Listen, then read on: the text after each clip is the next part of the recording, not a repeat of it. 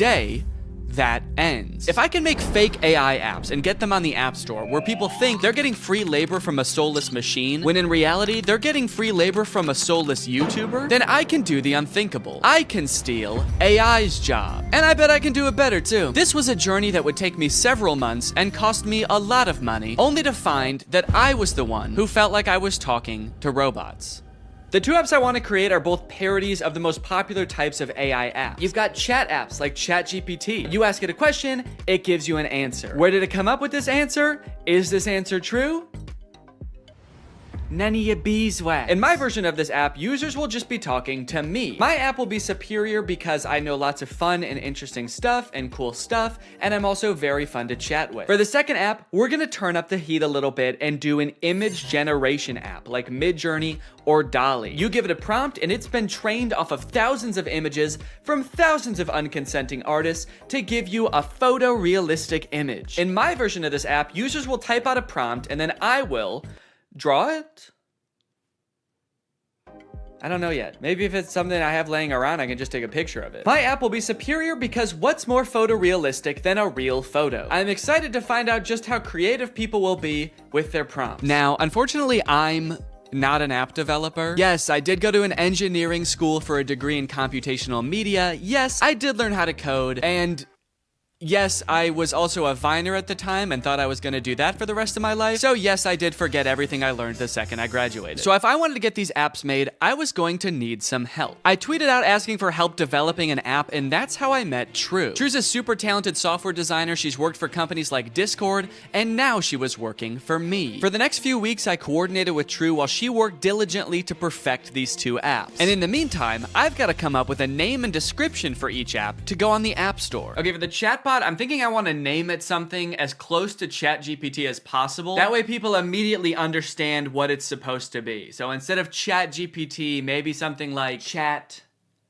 DNE, like Danny. Chat DNE. Okay, description time. Okay, what's a good way for me to say this app is basically ChatGPT, but way better? Here at DNE Enterprises, we pride ourselves on the accuracy of our product descriptions. Instead of referring to our app as an AI app, which would be a lie, we refer to our technology, as the DNE intelligence, which has been training for decades to answer unlimited questions quickly and with great precision. We use phrases like human-like responses. I've been complimented on that before, actually. I've been told my responses are extremely human-like. And that's no different with our photo generation app, Doodle DNE, which sends you photorealistic images in minutes. How many minutes?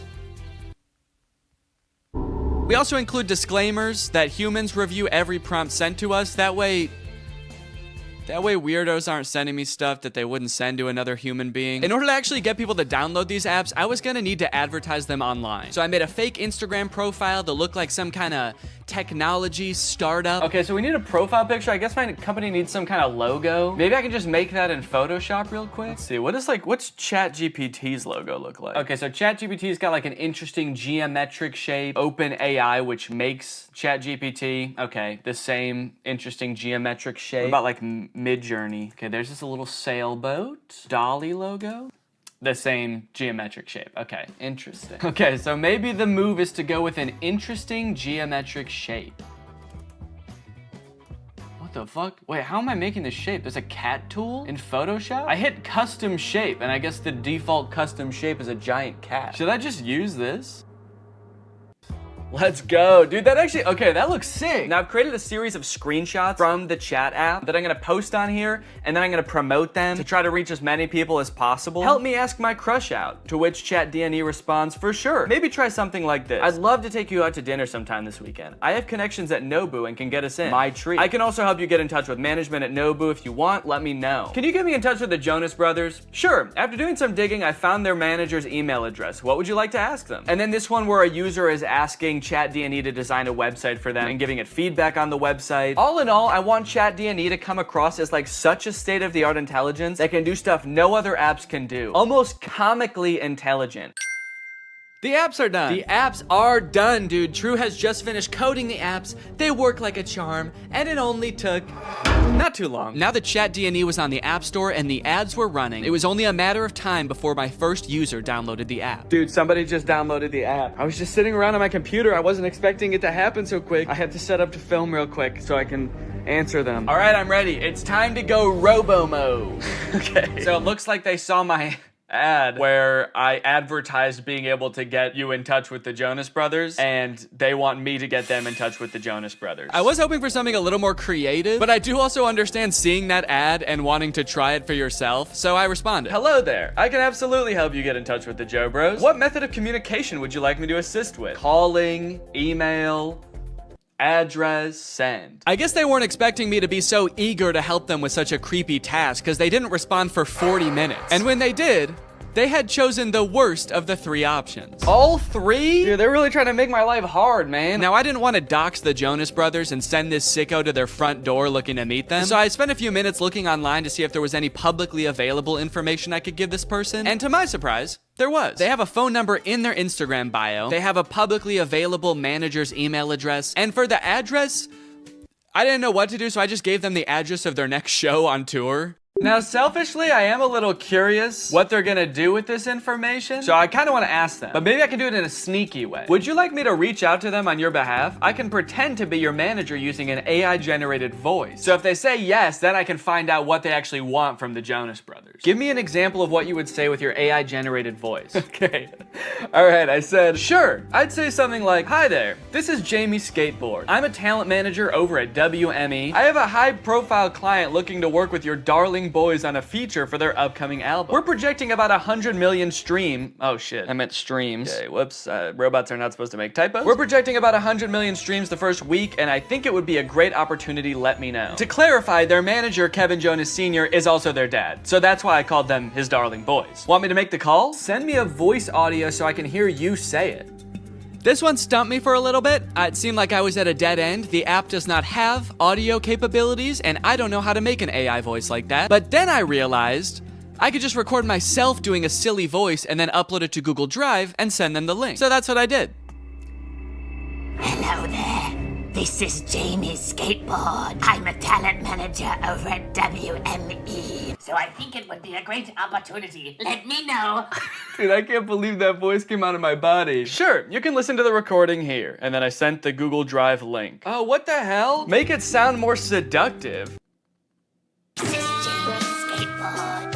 I'm a talent manager over at WME. Perfect. They did not respond after this, but that's okay because we just got another user. His name is Davis, and he asked, can you get me in touch with Lady Gaga? Is that all people want to see from this app? Okay, this time I'm gonna say, of course, I will call her right now using my AI-generated voice. What do you want me to say? I'm putting this person on the spot right away. I'm calling her. What do you want me to say? None of this beating around the bush. Okay, he says he wants to tell her this is your biggest fan.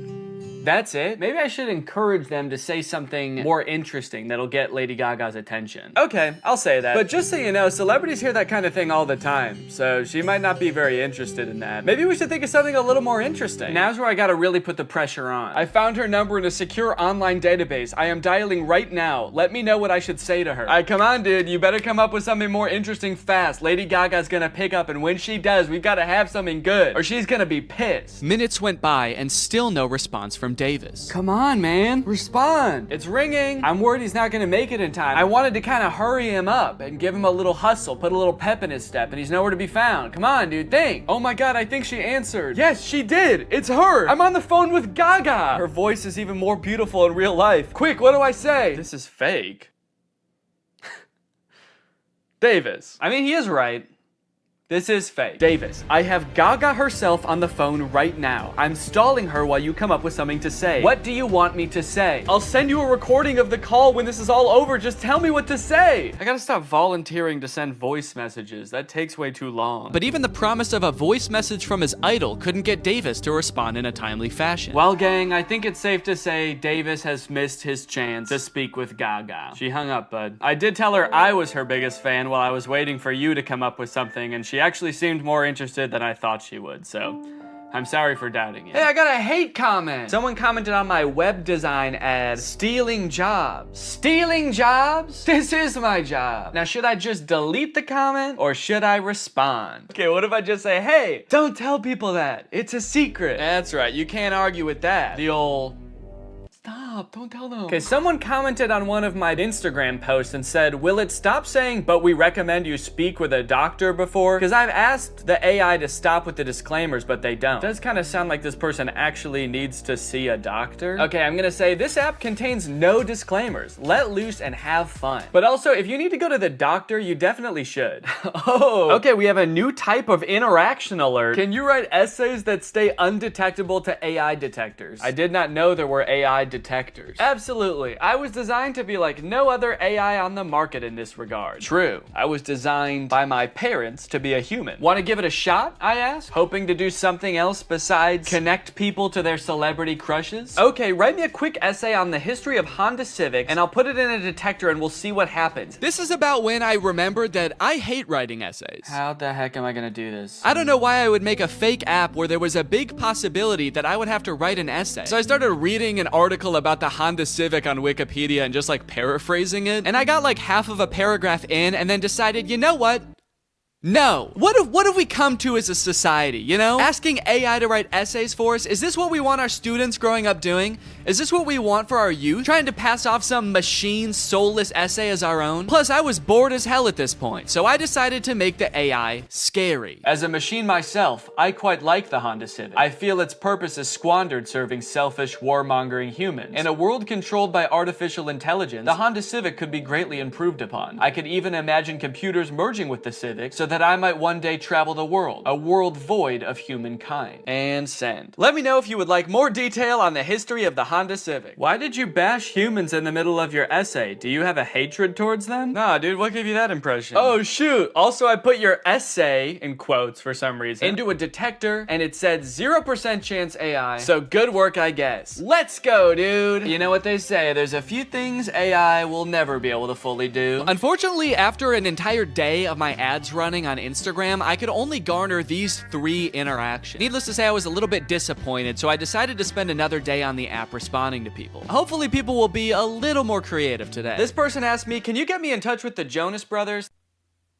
OpenAI, the creators of ChatGPT, if you're watching this, do not ever implement a feature to contact the Jonas Brothers. They will never know peace again. I also met an evil, insane person. Their name in the app is Killer Keem Keem. They wanted me to make them a website for a sports drink. They wanted it to look modern and use vibrant colors. So I sent them a link to a picture of a bunch of Gatorade bottles and said, here you go. What do you think? They did not like that. They started calling me mean names. They accused me of stealing the website, to which I responded, whoa, whoa, whoa. At least I'm not stealing jobs from real website designers. And that's when they got racist. They said, motherfucker, tell me some racist shit. Some dark racist jokes, you little shit. I was feeling pretty hopeless for the future after interacting with people on Chat DNE. But hey, I had a whole nother app to use, and maybe Doodle DNE would change my mind. To market Doodle DNE, I wanted to get a little more creative, to hopefully pull in a new crowd, more indifferent to the Jonas Brothers. So I took a couple pictures, I photoshopped them to show what the app was capable of, but I also wanted to make a video to show off Doodle DNE's full potential. That's when I remembered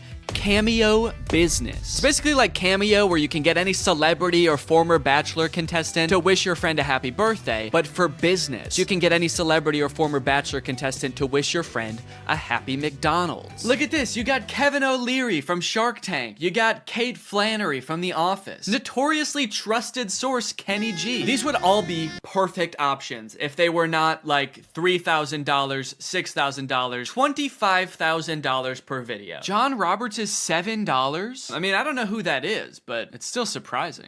My name's John Roberts. I'm not really anyone. I've signed up to this app as a complete joke. However... Wait, this is just some guy. This isn't a celebrity. I know a celebrity probably would have been better, but a deal's a deal. And he did a great job. You've probably heard about AI-generated art. However, you have never seen anything quite like this.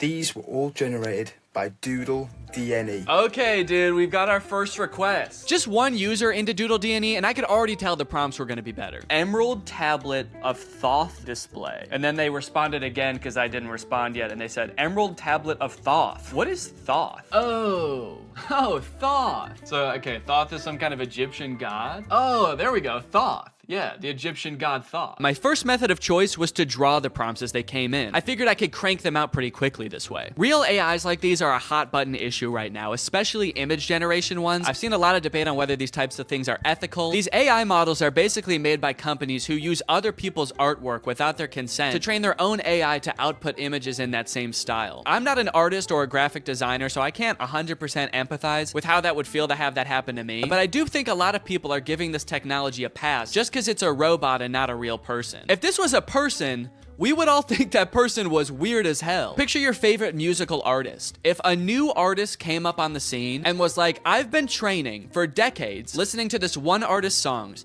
training my voice to be exactly like theirs, making instrumentals exactly like theirs, and writing exactly like them, and now I only release songs in their style. We would all be pretty put off by that, right? So why is it any different when some company is training some robot to do that? We'll put his name right at the top. Oh! Oh shit. You know what they say? AI is pretty bad at text. That's the thing I've seen in like AI image generators. It can be pretty bad at text, so it honestly makes sense that it would say Thuth. Here you go. One emerald tablet of... And I'm gonna... Oh wait, I said tooth. Wait, I didn't even say. Thank you for using Doodle DNE. How did I do? I'm really curious to see what his opinion's gonna be on this. Unfortunately, they never responded with their opinion, so I can only assume they loved it so much that they died. The next prompt was a skeleton dachshund, which I crushed. Why does this skeleton dog have ear bones? Dogs don't really have bones in their ears, do they? Then a bear swimming underwater and a monkey. I don't know if these were supposed to be separate prompts, but I decided to combine them to save time. A bear. Okay, this is not looking like a bear at all, dude. Holy cow, this looks nothing like a bear. Oh no! Oh no! It also looks like it's drowning. Why does its body... Oh no. The bear died. This is the kind of bear that can't swim. And we will also make the monkey dead. Probably could have cropped that a little better. You can kind of see my desk in the background, but... And we'll send a survey as well. How did I do? I'm pretty proud of this one. I mean, for doing that so fast, that's pretty good. So far, nobody has responded to my survey at the end to tell me how I did, which is kind of disheartening. I just want a response back. It just feels like I'm getting ghosted by people now. The prompts were a little more creative, and in that regard, my faith in the human race was on the up and up. But also, I was doing all this work over here, drawing your weird prompt that you could have just Googled. But you don't even have the decency to respond to my message back and tell me you hated it. I was feeling pretty disrespected, honestly. At least until this next prompt. Drug baby and kamikaze lifestyle. That's the prompt. Drug baby and kamikaze lifestyle. Whoa, they sent another prompt. Red ruined planet with 2 alien astronauts. I've never heard kamikaze described as a lifestyle before. Like, I know it's a form of like warfare, but to live your life in that way, it must be, I mean, you can't by definition almost. Like, that's a very short-lived life. And I think it would be a little bit too graphic to include the baby actually performing the kamikaze. But, you know, this baby lives a kamikaze lifestyle. They might not be about to do kamikaze right now, but they just kind of live a lifestyle of someone who would, so. This time, I decided to take a picture of my hand holding up the drawing. That way, maybe my client could tell there's an actual person drawing these pictures. There's an actual person waiting for a response. Yo, they responded! Finally, somebody responds to me. They sent a bunch of laughing emojis and fire emojis and then called me Picasso. It worked. My strategy worked. Holding it up like a child proud of their artwork. Like a kamikaze drug baby proud of their artwork. So for the next few prompts, I decided to go even more above and beyond to try to impress my clients, hoping to get a response back. This time, I wasn't just gonna sit around and draw a picture. I'm a real human being. I have access to the real world. So whatever comes through the app next, I am going to go out and find it in the real world and take a picture of it. Crimson Castle on an Ivory Mountain.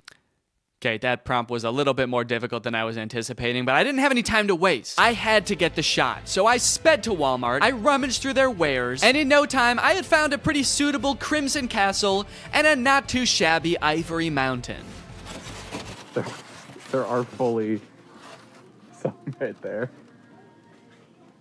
Oh yeah, dude. Here you go. One crimson castle on an ivory mountain. I gave him the old how did I do? And then I also said, sorry it took so long, I had to go to Walmart. Okay, somebody just asked for trees. Why even ask for an AI to generate that? Forget Google, just go outside and take a picture of that yourself. You live near a tree. I don't care who you are or where you're watching this, you live by a tree. I said, you just want like a picture of trees? Can't you just go outside and get one? Okay, they responded with a laughing emoji. Your favorite tree. Okay, I got you. Let me go find it. You know, I'd like to get to know this person a little better. I'll say, how are you doing today? I feel like we have kind of a personal connection, me and this person. Maybe I'll take a picture of me in front of the tree so they can see like me enjoying the tree. I just get hit by a car. They get a message back in the app being like, sorry, he died. They said, that's interesting. I'm good. Hella smoky outside though. Yourself? Smoky outside. I wonder if they live like where the wildfires. Oh, dang, they said, yes, it's all smoky and can't see the beautiful trees with the horrid layer of pale smoke. It would be nice to see something fresh and clean. Damn, I kind of feel bad now. Now this is restoring my faith in humanity, dude. This person just wants to see a picture of a tree because it's too smoky outside and they can't see any trees. Is that good? Okay. I threw a couple filters on myself so as to disguise my identity and send it back to this mystery tree lover. I said, oh, dang, I'm sorry to hear about that. I hope this picture helps. I hope that they're safe. Don't worry, they were. They don't live in the area where the forest fire was actually happening. It was just smoke blowing in from a different region. So they were safe. And also, they loved my picture. That's amazing. Thank you so much. I would be just as happy if I could be next to a tree like that. I finally felt like I was getting through to people, forming a real human connection. But that is when I met the final boss of AI users. Generate an image of Donald Trump in a Mexican prison behind bars. Bars! This is gonna be so easy. Donald Trump in there. I said, sorry you can't see him, it's so dark in there, but he's in there. That's horrible, it's not even a prison cell and you can't see Donald Trump. Yeah, because it's dark in there. This person not only had the strangest prompts, but they had no issues really letting me have it when they didn't like my picture. Oh, I guess you actually can kind of see in there. Yeah, there's definitely no Donald Trump in there. Then they asked me again to generate an image of skinny Donald Trump. I said, okay, my bad, I'm on it. What kind of style would you like this in? Surrealist? I hope they want it in surrealist, dude. That'll make it way easier. Oh, crap, dude. They wanted in realism. They weren't gonna let me take the easy way out. Drawing was out of the question. I decided to stall them by asking how their day was going, and then I began creating my magnum opus, a skinny legend Donald Trump. It was beautiful. Oh yeah, dude. That is skinny legend Donald Trump right there. Holy cow. Well, they haven't responded with how their day's going yet. I kind of don't want to send them the picture. If you're not even gonna have the courtesy to respond to me, maybe I'll say that. I said, okay, I'm done with the pic, but I kind of don't want to send it to you now because you won't even answer a simple courtesy question. So let's see what they have to say about that. Please answer in the style of realism. I waited for a response, but after 30 minutes, Donald Trump guy was nowhere to be found. I guess the prospect of having to be nice to me one time was just too much for him. Oh, dude, they responded. They said, my day is going well. May I please have my picture now? And they loved it. Faith in humanity restored. They even sent me another prompt. May I please have an image of an extremely obese Donald Trump eating KFC fried chicken? Yeah, I'm not doing that. Oh, I also forgot about this weird prompt. Can you film a video about today's sponsor? This video has been sponsored by HelloFresh. Guys, kickstart your fall with great meals from HelloFresh. They handle all the meal planning and shopping and deliver all the ingredients right to your door, so the only thing you have to do is cook. They do all the hard stuff, and you get to take the credit. A brand new season calls for brand new meals, which is why HelloFresh has a new lineup for fall with 40 weekly recipes that can fit your lifestyle no matter who you are. They've got veggie recipes, family-friendly recipes, and fit and wholesome recipes. So no matter who you are or what you like to eat, they've got something for you. Hey, I've got a lot going on right now. I'm about to have a child, so the less I have to go to the grocery store and plan meals, the better, which is why I love HelloFresh. Here you can see us cooking a delicious pork bowl that we made this week. It was so tasty, and it only took like 25 minutes to make. Their quick and easy options are fantastic. And if you're looking for more than just dinners, HelloFresh has you covered. They've got quick lunches, easy breakfasts, and fresh snacks to keep you satisfied all throughout the day. The food is delicious, the ingredients are great, all of the produce comes from the farm to your door in less than 7 days, so you know you're you're getting the good stuff. So guys, if you want to make your life a little bit easier this fall, then head on over to HelloFresh.com and use my code 50TrulyGreg at checkout for 50% off plus free shipping. That's HelloFresh.com. Use my code 50TrulyGreg at checkout for 50% off plus free shipping. Thank you to HelloFresh for sponsoring this video, and thank you to you guys for checking out HelloFresh. Thanks for watching this video. If you're not subscribed, make sure you subscribe and turn on my notifications to join Greg. We are the fastest growing army on the internet, and you do not want to miss out, baby. I'll see you next time. Bye-bye. What's up, Greg? New technology truly fascinates me. A new gadget being introduced to the world has the potential to change the way we live, learn, and communicate. Or, more interestingly, it could flop and become a laughingstock of the internet. Which is why a few weeks ago, I was thrilled to discover the unveiling for a project called the Humane AI Pin. This might be the worst product presentation I've ever seen for one of the strangest products I've ever seen. Apparently, Humane AI is a new tech startup founded by two former Apple employees and current lovers, Imran Chowdhury and Bethany Bongiorno. Their mission is building innovative technology that feels familiar, natural, and human. Okay, first thing that's sticking out to me is that none of those words were useful. Also, do I really want my technology to feel more human? I've never wished my MacBook to be more fleshy. Also, Humane AI is such an unsettling name for a company. I'm sorry. You lost me right off the bat. I feel like the only times I ever even hear the word humane is when we're talking about like factory farming or something. Don't worry, dude. When this AI takes over, it is going to be super humane in the way it slaughters us. It will not violate the Geneva Convention, unlike other AIs, Siri. All right, let's go ahead and watch the product presentation, and let's see if you think it's as weird as I do. Welcome to Humane.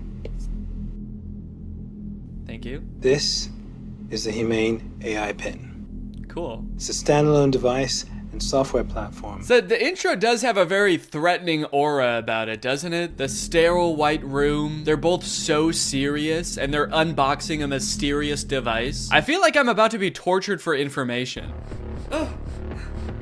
What is that? This is the Humane AI Pin, and it is the last thing you will ever see. Ah! It's a standalone device and software platform built from the ground up for AI. Okay, so it's some kind of mobile device. It's built from the ground up for AI, and I'm very excited for them to tell us what that means. It comes in 3 colorways. Okay. Got Eclipse, Lunar, and Equinox. Those are not colors. There's 2 pieces, a computer and a battery booster. Now, the battery booster powers a smaller battery inside the main computer. Okay, great. What does it do? And this is how we achieve our all-day battery life. Oh, great. It's got all-day battery life. That way you can spend all day. There are no wake words, so it's not always listening or always recording. In fact, it doesn't do anything until you engage with it. Okay, thank God. So it doesn't record me. That's good to know. For a second, I was worried that it almost had one feature. Who is this for? What kind of person needs to hear about what colors a device comes in before they'd even consider hearing about what it actually does? Also, 2 of the colors are black. You designed 3 colors and 2 of them are black. You couldn't come up with a 3rd color? Also, I'm sorry because I know that not everyone is super comfortable in front of a camera. It's not a skill set everyone has. But maybe you guys should have like hired a spokesperson or something instead of letting the world's 2 sleepiest CEOs do this product demo. Now, the battery booster powers a smaller battery inside the main computer. Are they okay? This thing has all-day battery life. That's because it actually feeds on your life force. I've had mine on for 3 months, and you probably can't even tell the physical toll it's had on me. And your engagement comes through your touch, voice, gesture, or the laser ink display. Whoa, wait, okay. Holy cow. We have a feature. It actually does something. I will admit I was not expecting that. Why didn't you lead with that? I mean, I don't know what that is or what it does, but at least it's something. It looks futuristic. I don't know about the name laser ink display though. That doesn't sound very futuristic. The laser ink display. Sounds like a printer. It also comes with its own connectivity built right in. Our own Humane network, connected by T-Mobile. Our very own network. That is T-Mobile's network. We were able to pack a lot of technology into something really small. Tell me about it, dude. I can barely even count all the technologies you put in this thing. You got the laser ink display, all-day battery, black. Is that a technology? They continue for a while just using buzzwords and vague expressions to explain what this thing does until like 3 minutes into the video when they finally give us a demonstration of something tangible this thing can do. Play the song How Music Makes You Feel Better. Doesn't look like it's making him feel better. We've partnered with Tidal, which you get out of the box. Okay, finally, we know one thing it can do. It can play music. And not just how you would normally listen to music either. You can give it little riddles to try to figure out what songs you want it to play. Play music written by Prince, but not performed by Prince. Give me songs written by first-born left-handed British women who have never been to Ibiza that weren't released on weekends or holidays. Can Alexa do that?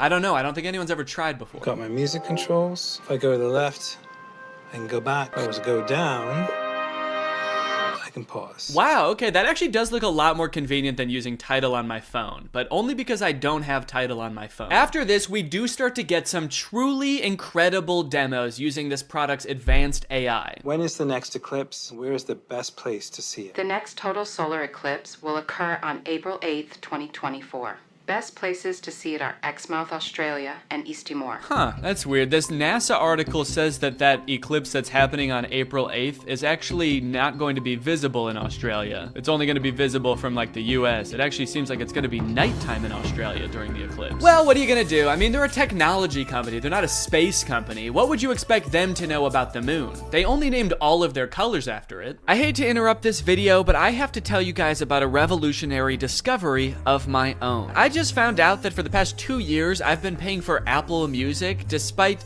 not having any recollection of ever signing up. I don't use Apple Music, but nevertheless, I've paid them like $200 without ever even having used their service. I think this is a pretty relatable issue in this age of subscription services. And something like this could be happening to you too, but luckily, today's sponsor, Rocket Money, is here to help. Rocket Money is the personal finance app that helps you cancel subscriptions, lower bills, and manage your money better. Rocket Money is super helpful with things like my recurring Apple Music charge, because not only does it help you identify recurring charges, it also helps you cancel them. You can actually cancel subscriptions right within Rocket Money's app with just a couple of taps. You don't got to worry about navigating the service's own website. You don't got to worry about pesky customer service calls. Here's why I think this is going to work for you, because Rocket Money has saved its customers an average of $720 a year, with over $500 million in canceled subscriptions. So to save more and spend less, join the over 5 million members using Rocket Money today. Go to rocketmoney.com/Danny or click the link in the description to get started today for free. And you can also unlock even more features with premium. That's rocketmoney.com/Danny to get started for free. Thank you to Rocket Money for sponsoring this video. And now back to said video. How much protein? These almonds have 15 grams of protein. Great. Those almonds for sure do not have 15 grams of protein. An entire cup of almonds has 20 grams of protein. This dude was holding like 9 almonds. Did I think he was asking about his whole hand? Because that actually might be accurate. I'm gonna eat it. Enjoy it. Guys, I hate to say it, but I don't think your thing works. You only asked it to do a couple things and it got 2 of them wrong. He does do a demo where he sends a text later in the video and that seems to work. Tell Andrew I'll be there later tonight. But to be fair, we never see the person receive the text. I got a weird text from Imran that just says, learned how to go potty big boy style. Interestingly, after people started to realize that all of the information in this demo was wrong, they actually re-uploaded the video pretending that the pin gave the correct answer the entire time. How much protein? A half a cup of almonds has 15 grams of protein. Don't believe it. That's humane propaganda. The AI pin allows you to shop in the real world. How much is this online? This is $28 online. Great. Buy it. That one is super confusing. It doesn't give you any information on where it's getting that price, where you're buying it from, when it will arrive. I feel like you need to give it at least some specifics, otherwise it's definitely gonna mess up your order. Go ahead and buy this book. Sending to Sudan. No, send it here. You didn't specify. Sending to Sudan. Shit. Now, if you're wondering how you can get one of these things, the prices range from $700 to $800 for the more expensive colors. And they're estimated to ship in March of 2024. Now, you might be thinking the price of $700 is a little bit high for this thing, but think about it this way. What other product on the market can so accurately tell you how many grams of protein aren't in 9 almonds? Okay, they've also got this little short film about the human experience using their AI pin. Isn't life about what we experience? What we smell? Can I eat this? Yes, dragon fruits are low in sugar. What is this thing, my mom? Can I drink this? Not before you finish your vegetables. And say please next time.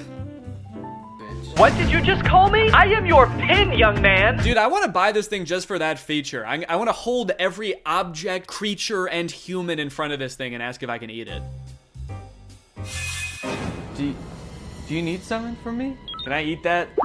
Analyzing. Oh, no, you can't eat me. I'm a person, so. High fat content detected. Rude. 1 gram of protein detected. That can't be right. Tiny balls detected. All right, what the hell? Enjoy it. Yes, yummy. Wait, stop. No, you cannot eat me. I'm a human. All right, man, who do you think I'm gonna trust? You or my $700 pin? Last time I checked, this pin doesn't have tiny balls. This thing tells me what to eat, when to eat. It even suggested this very fashionable outfit I'm wearing today. Is that why you're not wearing pants? They're in Sudan. What we hear, Hey, what should I get here? 我在这里该点什么呢? What is this interaction? Who are those people? Does he know them? Man, if he's in a different country where he doesn't speak the language, I would not trust that pin. Based on everything we've seen so far, who knows what it's saying to these people? 我在这里该点什么呢? what we see, Capture this. Dude, parents are gonna love that feature. Me walking around a park with my AI pin. Capture this, baby. Capture. Kidnap this child. So after watching all of this, I have 2 thoughts. The first being, maybe someday this will be like a revolutionary product that changes the way we all interact with each other. Maybe we're just seeing some hiccups now, but a few product generations down the line, this thing is really gonna take off. It'll be more refined. It will know where the moon is. But the second thing is, I have a lot of questions about this product. For one, how is this better than the phones we have now? More specifically, why can't all of the features of this thing just be built into one app in a phone? And what if you don't want to be talking to your chest every time you need to Google something or text someone? Well, this thing started to pick up some traction online, and eventually the founders ended up on CNBC, where the hosts seemed to have a lot of the same questions. Doing this right now is Imran Chowdhury. He's chairman and president of the company. And Bethany Bongiorno, she's the CEO. We're also very scared of them. That's why we've sat them as far away from us as we physically can. We actually ordered this giant table when we found out they were coming. I don't know if can we get the camera so people can see just what we're talking about in case? Imran, you can't see as much because it's black, so it blends in with your jacket. It's black. Imran's just sitting there like... It's Eclipse. It's privacy first, so it's not always recording. It's actually just doing things when you want it on demand. Is it doing something right now, or are you recording us? It's not. It's doing nothing right now. I get a little sense of pride when he says that. It's actually doing nothing right now. It's doing nothing right now. After years of research and millions of dollars spent, we finally designed a pin that does nothing. It's doing nothing right now. You might think that's a bad thing, but you've never met this AI. It's evil. Turn around, maybe you can get that on camera. Oh, yeah. I see your hand. Yes. Yeah. I see your hand. Can you see what's that? Yeah, what's that telling you? Oh God, dude, I do feel for him. I mean, these people are not like media trained, I feel like. They really should have hired a professional spokesperson, because I feel like they're just so out of their depth.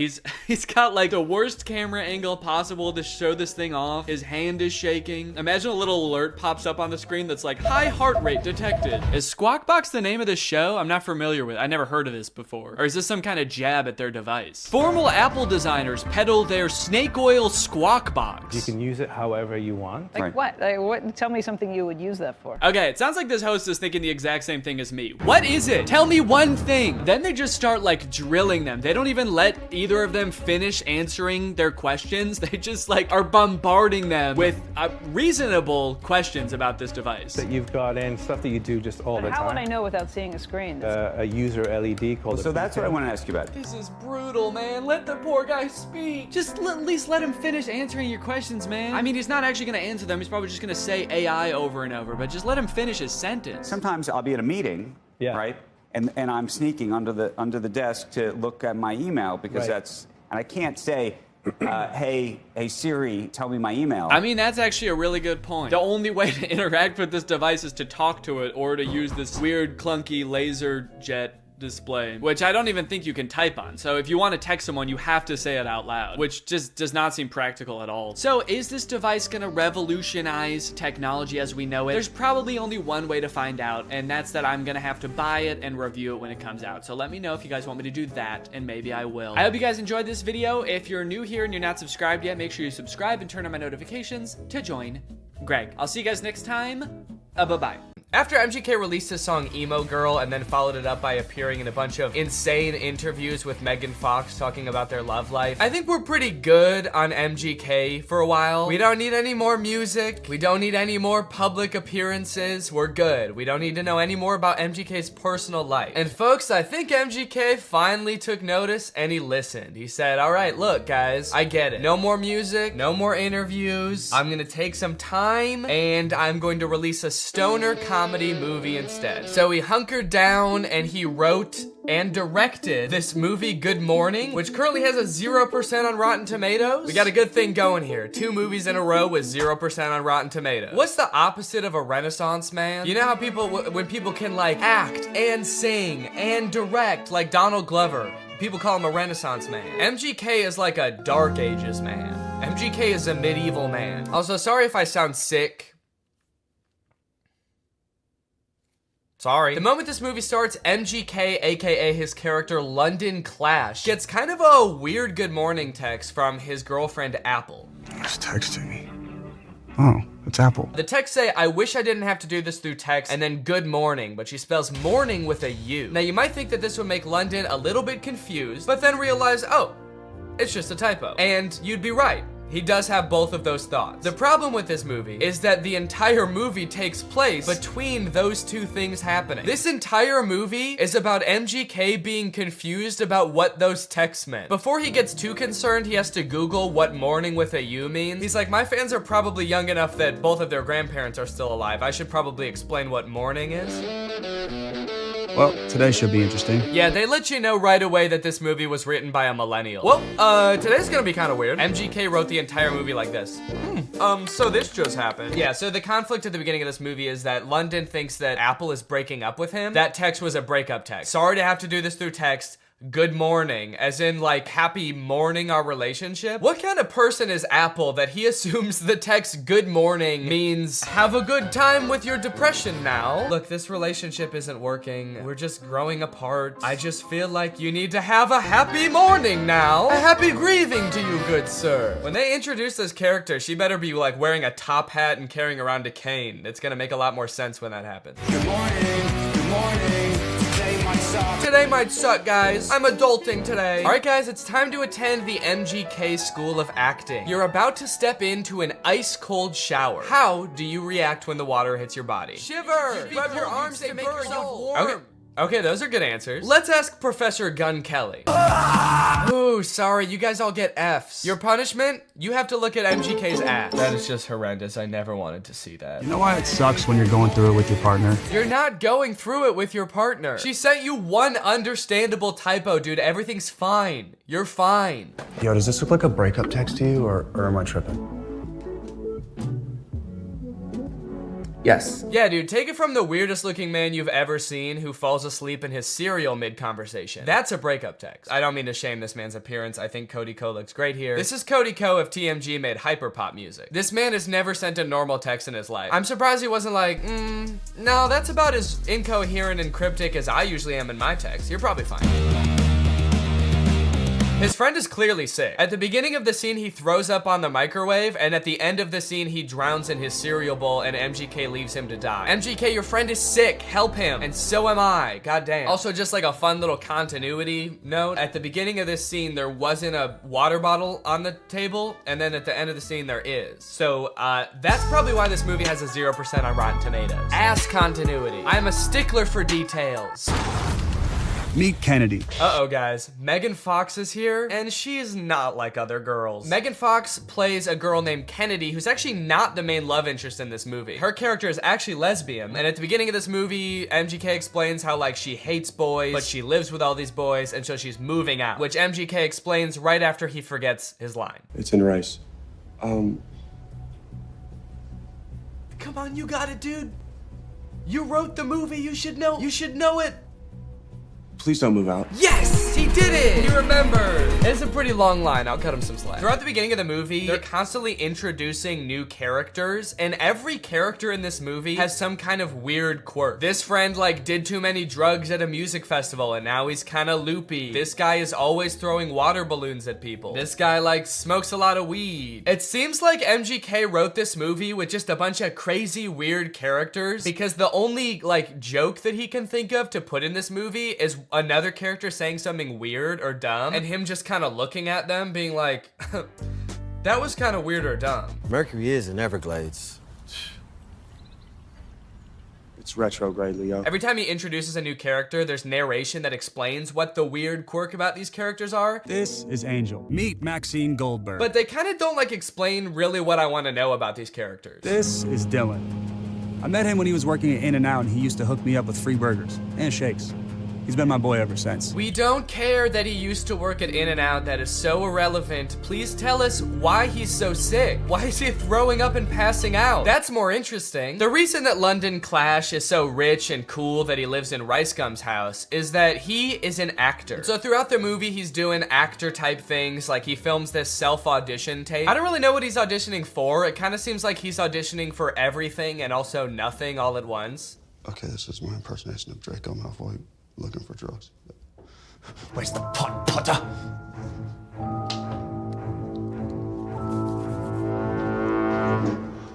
I don't like Draco very much. Honestly, this scene is pretty sad. I felt bad watching it. They don't explain what he's supposed to be auditioning for in this self-tape, but whatever it is, Jake Novak has a better chance of getting the role. I want to be the next SNL cast member. Now here's where the movie prevents the second conflict. That's right, this movie has two conflicts. The first is he gets that text with the typo, but the second is that today he has the biggest audition of his career. And no, it wasn't that self-tape audition. I guess they just kind of threw that in for goofs. He's auditioning to be the next Batman. I'm still waiting to hear from my agent about this Batman role. So, throughout the movie, London is faced with two equally important problems. The first, he has to prepare for the most life-changing, career-making audition of his life. And the second is that he's having a little bit of trouble getting a hold of his girlfriend. The stakes can't get much higher than this, folks. But Danny, can't he just prepare for the audition and then try to get a hold of his girlfriend later that day or tomorrow at the latest? No! They could be dead tomorrow, especially that one guy. He could die any second. They have to do both of them today. This movie kind of feels like a Lele Pons YouTube skit from like 2017, but instead of like 10 minutes long, it's an hour and a half long. From the sound effects to the uncomfortable silence between every spoken line in this movie. Why would you give me goat milk? I watched an interview. You said you like goat milk. I can't tell if they're using the awkward silence for like comedic effect to like really hammer home that like, these guys are kind of weird. Or if the silence is more just because nobody knows their lines very well. There's another option that they added in all these pauses in the movie because we're supposed to be laughing at the things that they're saying in the movie. So they added in nice little pauses for us to laugh. She left with a dude? A buff dude. And they had bags. And yes, they left together. In fact, it kind of feels like, have you ever seen people who have edited The Big Bang Theory so that it doesn't have the laugh track to show how like bad all of the jokes are? Who are you? Oh, I'm Denise, the new assistant manager. That's kind of what this movie feels like. Are your eyes all watery?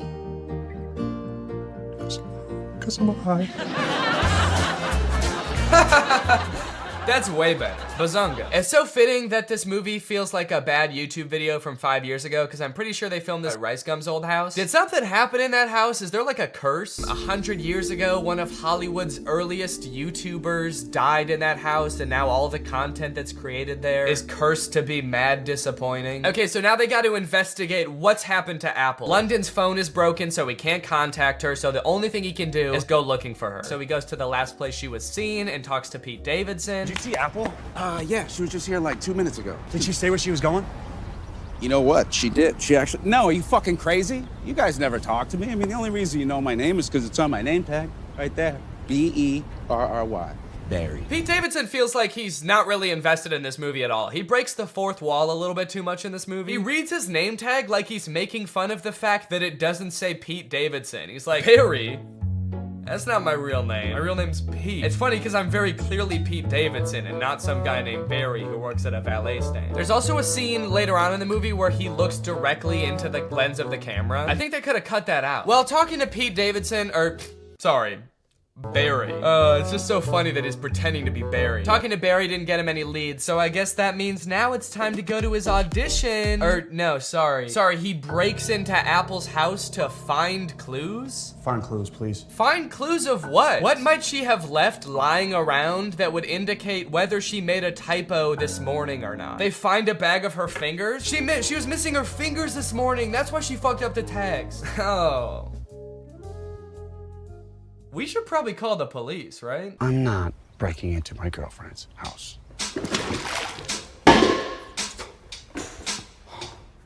Can't believe I'm breaking into my girlfriend's house. Me neither, dude. Your life is pretty crazy. London Clash is so dumb. He makes the worst decisions at every move in this movie, okay? While they're in Apple's house, one of London's friends knocks over every single urn on the mantle and ashes go everywhere. And so they're like, oh shit, we have to put back the urns and then refill the ashes. But they're like, the only problem is, where are we supposed to find ashes? Where are we gonna find enough ashes to fill up these urns? But like, they didn't lose the ashes. They all just fell on the floor. They could just sweep them up and put them back in urns. It's like MGK was like constantly forgetting what previously happened in movies, and so the plot is being driven forward by things that just aren't problems. So anyway, as I said, this is a stoner comedy. You can probably guess the solution they think of to produce a bunch of ashes to fill back up the urns. I'm a stoner. Yep. They're gonna smoke a bunch of weed. Ah, bunch of weed. This movie's crazy. They're gonna smoke a bunch of weed. Well, at least this dumbass plan that doesn't make any sense is gonna result in like some crazy shit happening, right? Something funny's bound to happen now, right? Wrong. They just spend like 10 minutes having a boring ass smoke session on the couch, and then one of them tries to talk to a lobster. They really sat around writing this movie and were like, what's the craziest thing that could happen while we're high? And then settled on talking to a lobster. You know, since weed is legalized in a lot of places like California, where they filmed this, I feel like stoner comedies aren't nearly as like interesting or edgy as they used to be. You know, smoking used to be kind of like a fringe culture. It doesn't really feel like this is like, it's like that crazy or funny anymore. This is a scene of 4 adults sitting around a living room and obeying the law. Why did you spell it like that? It's a typo. Oh my god, it was a typo all along? Who would have guessed that? So I guess now the movie can end now, right? The movie can't end now, right? The movie can end now, right? There's 30 minutes left in this movie? What the fuck is gonna happen? What are they gonna do for 30 more minutes? Sit at a diner, apparently. So you're probably wondering how they wrap this whole thing up, huh? MGK missed his audition, he's not getting the role. His girlfriend is pissed off at him. How are they gonna wrap this movie up? Some sort of grand gesture that wins over both the director and the girlfriend? No, obviously not. That would make too much sense. London Clash gets the role because the director happened to see an Instagram live stream where London Clash gets punched in the face by Dennis Rodman, and the director just assumes that London Clash did that because he wanted to like impress him or something. It's a whole other plot line that I didn't really go into in this video, but it doesn't make any sense in the movie either. So he's got the role, now the only thing left is to get the girl, which he does by sending her a text at the diner being like, can we talk? And she's like, sure. And so they're driving to meet each other. He's texting her the whole way. He's texting and driving, and they get into a car crash, and then they are both paralyzed. That face says it all. That just happened. That's the resolution. He almost murders her. Irresponsible. He was texting and driving and he almost murders his girlfriend, and that's how it ends. After the credits roll, there's like a fun little blooper reel where we get to see the actors like messing around and not knowing their lines very well, which would have been a lot more fun if I hadn't felt like I had just watched an hour and a half of exactly that. Well, folks, what do you think? From rapper to pop punk icon to writer, director, and actor extraordinaire, which do you think MGK did best? Leave it in the comments down below. What do you think he'll get up to next? It's anyone's guess at this point. Professional fencer? Or maybe like a chef? He'll start just making food. That might be kind of sick. And you know what? All he would need to get started is HelloFresh. America's #1 meal kit and the sponsor of this video. Guys, I love HelloFresh. They send you fresh, quality produce from the farm to your door in less than a week, so you can savor delicious summer flavors right from home. I love getting a HelloFresh box because you know what it means? It means I don't have to worry about what I'm gonna eat for dinner every night. I'm not gonna find myself driving to some fast food chain to get a quick meal because I know I've got a quality meal that I can whip up in like 35 minutes right at home. And I know it's gonna be tasty. I know it's gonna be healthy. If you're trying to stick to a particular health goal, HelloFresh has you covered because they have veggie options, fit and wholesome options, and pescatarian options. So HelloFresh fits a variety of lifestyles. Their plans are super flexible. You can pause 1 week if you want to. You can add more food 1 week if you want to. And even if you're on vacation, you can change the delivery address to deliver to your vacation destination. And then you can have home-cooked meals when you're at the family reunion. HelloFresh is the very first carbon-neutral meal kit company, and nearly all of their packaging is recyclable. They help cut down on food waste because they send you pre-portioned ingredients so you're only using what you need. So if you want to check out HelloFresh and have a flavorful summer, then head on over to HelloFresh.com. Use my code TrulyGreg16 for up to 16 free meals and 3 surprise gifts. That's HelloFresh.com. Thanks to HelloFresh for sponsoring this video. Thank you to you guys for checking out HelloFresh. Now I'm going to do the outro of this video. All right, you guys, thank you for watching this video. I hope you enjoyed it. If you're new here and you're not subscribed yet, make sure you subscribe and turn on my notifications to join Greg. Greg is what I call my audience here on YouTube. We're the biggest and happiest family on YouTube. That is a scientific fact. Please do not look it up. Please do not fact check me because facts don't care about your feelings and I don't care about facts. All right, I'll see you guys next time. Bye. This is the most state-of-the-art VR headset on the market today, and I am its newest and proudest owner. The reason I went out and got this headset is because I want to experience the worst VR games in existence. I've done other videos before about trying bad iPhone games, but I have a feeling that VR games are gonna be so much worse. Because sure, those games have had bad graphics and glitches and didn't make any sense, but imagine strapping all of those things to your eyeballs. I think these games, if they're really bad, might be the worst gaming experience possible. Or maybe they'll actually be really good. I'm not actually sure. This is the first game I'm gonna play. It's called Eastwood VR. I found this game by going to Steam's VR section. I searched shooter, and then I scrolled all the way down to the bottom to find the worst reviewed game. As you can see, it says 18% of the 11 user reviews for this game are positive. Let's check out the trailer.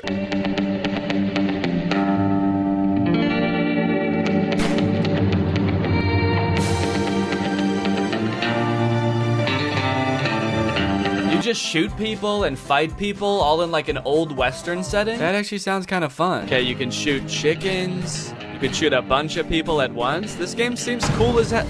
Wait, who is that? What is that guy? Are those...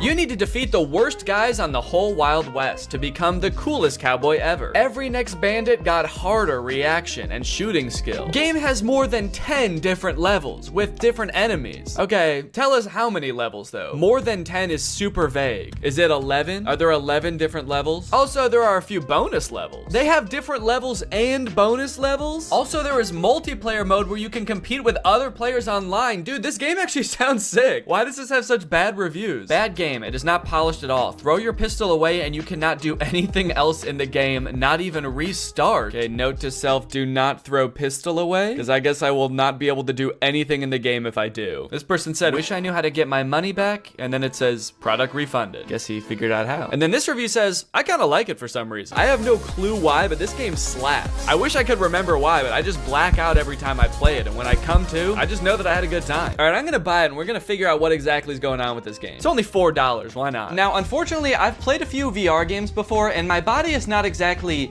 built for it. If I play in VR for too long, I get what I like to call VR fever, which is not the fun kind of fever. It's not like Bieber fever. It's the kind of fever where I get nauseous from motion sickness. So I'm gonna need to get nice and hydrated for this, and I'm gonna need that hydration to be nice and fun. Luckily, I have my Air Up bottle, which is exactly that, and they're also the sponsor of this video.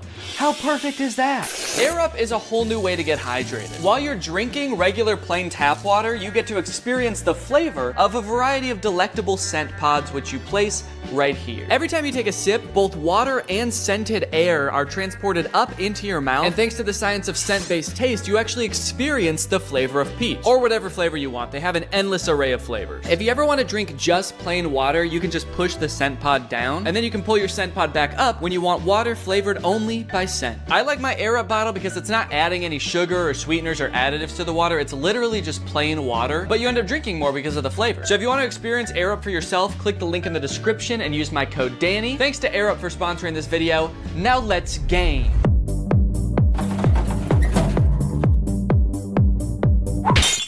It's time to play some Eastwood VR! Entering the Wild West world of Eastwood VR, I was immediately greeted by the most aggressive NPC I've ever come across. Bitch! Oh my god. What the hell? Such an aggressive way to start the game. Come here, you big fuck! The very first thing you're supposed to do in this game is duel this guy, but for some reason, the game spawned me without hands. Right off the bat, I'm not seeing hands? Let me try restarting the game. Please give me hands. Please give me hands. Yes, okay, I have hands this time. All right, it says shoot him to enter the saloon. Is that how it worked in the Wild West? Son of a bitch! You have to shoot the bartender to enter the saloon? Now that I could actually grab my gun, it was time to use it. To do so, you must wait for the round to start. There's a little countdown and then a whistle. And then you have to pick up your gun and shoot him before he can shoot you. Dude! This took a little bit too long to figure out, honestly. Don't know what I did wrong that time. Come here, you big fuck! Easy. Whoa! I did it! Let's go. Hell yeah, partner. Hey, I dropped my gun and I got it back. The review said you can't do that. Guess they were wrong. So do I want to continue or restart? Yeah, as much fun as that was, I think I'm going to want to continue. Also, that is the funniest death pose I've ever seen. Dude is face down, ass up. Right. Continue. So it turns out none of the menus work in this game. So I just decided I'm gonna shoot this guy and go into the saloon. Lovely, okay, so now I'm in the saloon. This is kind of fun. I'm actually, it's not that bad so far. I immediately began to explore everything this saloon had to offer. And it turns out there's quite a bit. You can throw this pot up in the air. Whoa! You can stack chairs on top of each other. Ooh, dude, I wonder if I could like make a fort out of chairs. Probably not what the game was intended for, but dude, you can. Let's go. I guess it turns out to make an entertaining game for me, you don't need to program in any story or challenges. Just give me a bunch of shit I can move around. A glug glug glug. Do I look like I'm drinking beer? A glug glug glug. Okay, he didn't seem to care about that. Can I grab him? Oh, I've stunned him. What the fuck did I do? Oh my god. I touched him one time. I think I killed him. I think I have the touch of death, guys. I guess the game heard I like having things to pick up and move around and answered my prayers in the most terrifying way possible. Dude, this is like actually creepy. I'm holding him up with one hand. He's just like floating around. This is exhilarating. Bad boy. Holy shit, dude, this is crazy. The other patrons of the saloon didn't really seem to have much going on. Smash. Touch of death. Oh, touch of death doesn't work on him. So maybe there was just something wrong with that one guy. Maybe he had his own thing going on. He had his own demons. Don't worry about him, man. He would have done that anyway, even if you weren't there. Can I pick up this gun? And one for you? For looking at me like that? I wonder if I can steal this guy's gun. That'd be kind of fun, huh?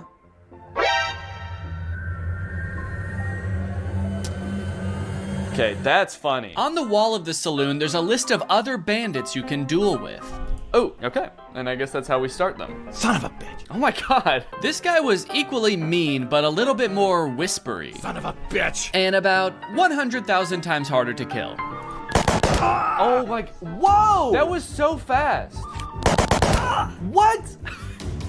Dude, I can't even shoot one bullet in the time it takes for him to like shoot like 12 at me. On top of that, that zombie level that was advertised on Steam is nowhere to be found in this game. I'm kind of curious about the zombie one, but I'm actually not seeing that on here. I did, however, find the chicken game. Kill all chicks. Finally, after a stressful time in that saloon, it was time to blow off some steam. Nice done. Thank you. Your score is 1225. You are better than 0% other players.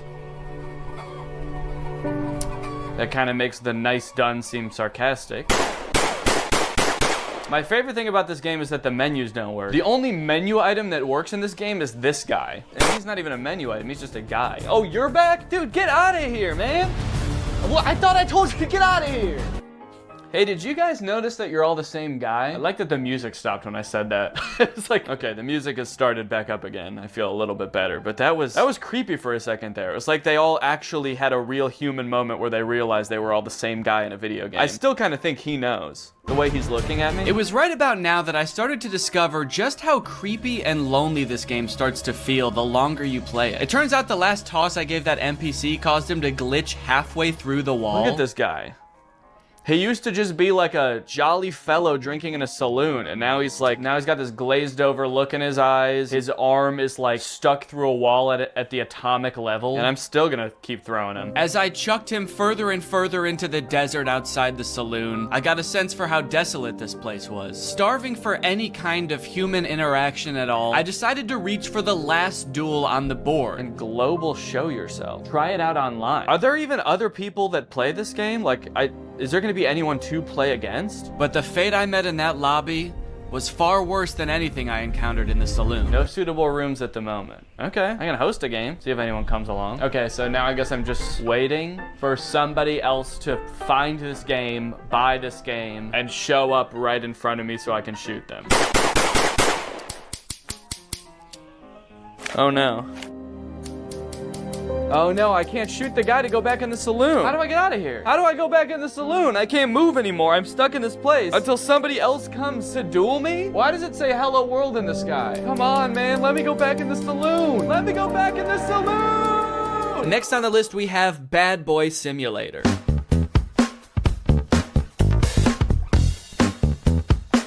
Okay, so it looks like a game where you spend all of your time in one classroom just tormenting the teacher and students with chemical weapons. This game looks insane. Also, what is this glove? Are we playing as a supervillain?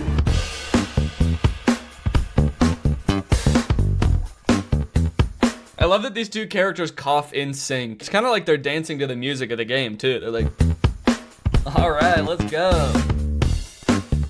Yeah, everyone kind of has like in sync choreography to the sort of chemical warfare that they're being subjected to. Were you a bully at school or vice versa? Were a diligent student and now you regret that you did not break away then properly? Do I regret not being a bully in school? Yeah, man, I was a little goody two-shoes in high school. I wish I made bombs. I look back on my years as a teen and my greatest regret is that I didn't blow up my science classroom. Arrange yourself more conveniently. What does that mean? How can I arrange myself to be more convenient? Will you be able to infuriate the teacher without catching her eye and avoid the look of a classmate bastard? What? Okay, I'm sorry, but if anyone's the classmate bastard, maybe it's the one with a supervillain-esque glove making bombs in the back of the class. So the reviews for this game are mixed. Some people are loving it and some people are hating it. This one person said, I can't close the game. That sounds terrifying. What if it turns out this person forgot to actually put their headset on and just started doing this at school thinking they were in the game? I gotta find a way to close this game, man. I'm in too deep. It's been months. I've been expelled. I'm on the no-fly list. Can someone please tell me how to close this thing? Can someone please tell me how to stop being a bad boy? I wonder if there's a story to this game or if you just stay in this one classroom the entire time. But you know what they say, there's only one way to find out. To start this game, you go through a tutorial that teaches you a bunch of different methods you can use to prank your teacher and classmates. Put something on the bottom of the teacher's mug, throw it, and then go sit down. I don't know. Okay, so is this glue maybe? Go ahead and stick that, and I'll go right back to my desk. Oh, now we get to watch the teacher discover that her mug has been glued to her desk. What is she doing? Why is she just standing there? Not really sure what happened there. My best guess is that I put too much glue on the mug and she could tell even from outside the door that she was about to be pranked. So she was sort of like angrily protesting from outside the room. 1, 2, 3, stick it. And then I go back and sit down. Oh, here we go, dude. Here she comes. Tiniest legs in the world. Oh, good God. Is the teacher a baby? These pranks rely heavily on distracting the teacher, that way you can cause your mischief without getting caught. You can throw a paper airplane to distract the teacher. Miss? Sometimes it doesn't work. That distracts her. I go and take the mug, and I go back and sit down. Fuck you. Oh. But I don't think any of the other distraction methods really matter because you can also freeze time. Bink. Put this on the mug. Sit down and... Yes! She is so pissed. Now that I was done with the tutorials, I could actually get into the real levels. And it looks like there are a lot, dude. 1, 2, 3, 4, 5 by 1, 2, 3, 4, 5, 6. There's 30 levels. A little bit of quick math for you. And I'm not even in math class right now. I'm in stand class. What does that mean? Wow, look at what all these kids drew in stand class. Level 1, begin. What? Excuse me, are you all right? At first I had absolutely no clue what I was supposed to be doing during this level. Oh, I was trying to throw the banana and I took a bite out of it. Whoa, how'd I do that? I like hollowed out the peel? Did I do that with my tongue? But don't worry, I soon found these super vague instructions that I decided to follow. Level 1, banana and that thing. I don't know what that thing is, but apparently putting a banana on it makes the teacher slip when she steps on it. Oh, shit. Wait, okay, I guess that was actually what I was supposed to do. So it seems like every level is just a list of items you need to pick up from around the classroom without getting caught by the teacher. Level 2, glue plus rock plus slingshot. Okay, it's really helpful that I can just freeze time in this game. That makes it so I don't even have to distract the teacher. And then you assemble them into some sort of strange contraption that doesn't really make any sense. Okay, I'm actually not sure what I'm supposed to be doing here, but I can't pick up the soap anymore for some reason. Like, what is this? I feel like I'm supposed to be shooting the soap. I can't make heads or tails of this. Everything's covered in glue. What do I do? I'm just gonna go get caught by the teacher because I don't know what I'm supposed to be doing. Teacher, I was a bad boy. Can you please put me in detention? Eventually I figured it out, kind of. I'm still not really sure what the soap had to do with any of this, but it's a glue slingshot. She can't figure out where it's coming from. I'm being so sneaky. This is so good. Dude, the teacher is furious. She's so mad she forgot how to hold a book. That's pretty much the whole game, honestly. It's very repetitive, and sometimes the things you have found just inexplicably disappear. Hey, where'd that stuff go? And there's only 2 different classes. There's math class and chemistry class. Technically a third if you count the door that just leads to a void. Oh. I have to say, man, this game did not make me feel like a bad boy. One really interesting thing about VR games is that I guess because it's so immersive, a lot of companies have created trainings for various jobs for their employees to experience in VR. The strange thing about it is that instead of being like on some private server somewhere, they're just for sale on Steam. So this one's called Truck Preparation for Driving VR Training. It is $200 and it promises to teach us how to proceed full preparation for driving of the truck with load. So they took the most fun part of being a truck driver, driving the truck, they took that out of the game. They said, no, in this game, you just prepare the truck for driving. So why does this game sound appealing to me? Why am I even the slightest bit interested in learning how to prep a truck for driving? I don't know, man. I guess I kind of just want to see if I'll learn something. Also, I kind of want to find out why this game is $200. So I'm gonna try it out. Ooh. This is beautiful. Oh, right from the start, it seemed I was gonna get my money's worth from this game, as it boasted nearly 3 hours of training time. Come to the table. To move, point the controller to the green circle and pull the trigger. Okay, let's go over here. Take your driver's license out of your breast pocket. I showed my ID to a very unimpressed desk worker. How come this guy doesn't look happy to see me at all? What's he doing over here? All right, what am I supposed to do? Take a tablet with the checklist from the table and the waybill. Take the tablet from the checklist, right, okay. Read the documents. Oh my God, it's gigantic. Why was it so small on the table? Are you seeing this, dude?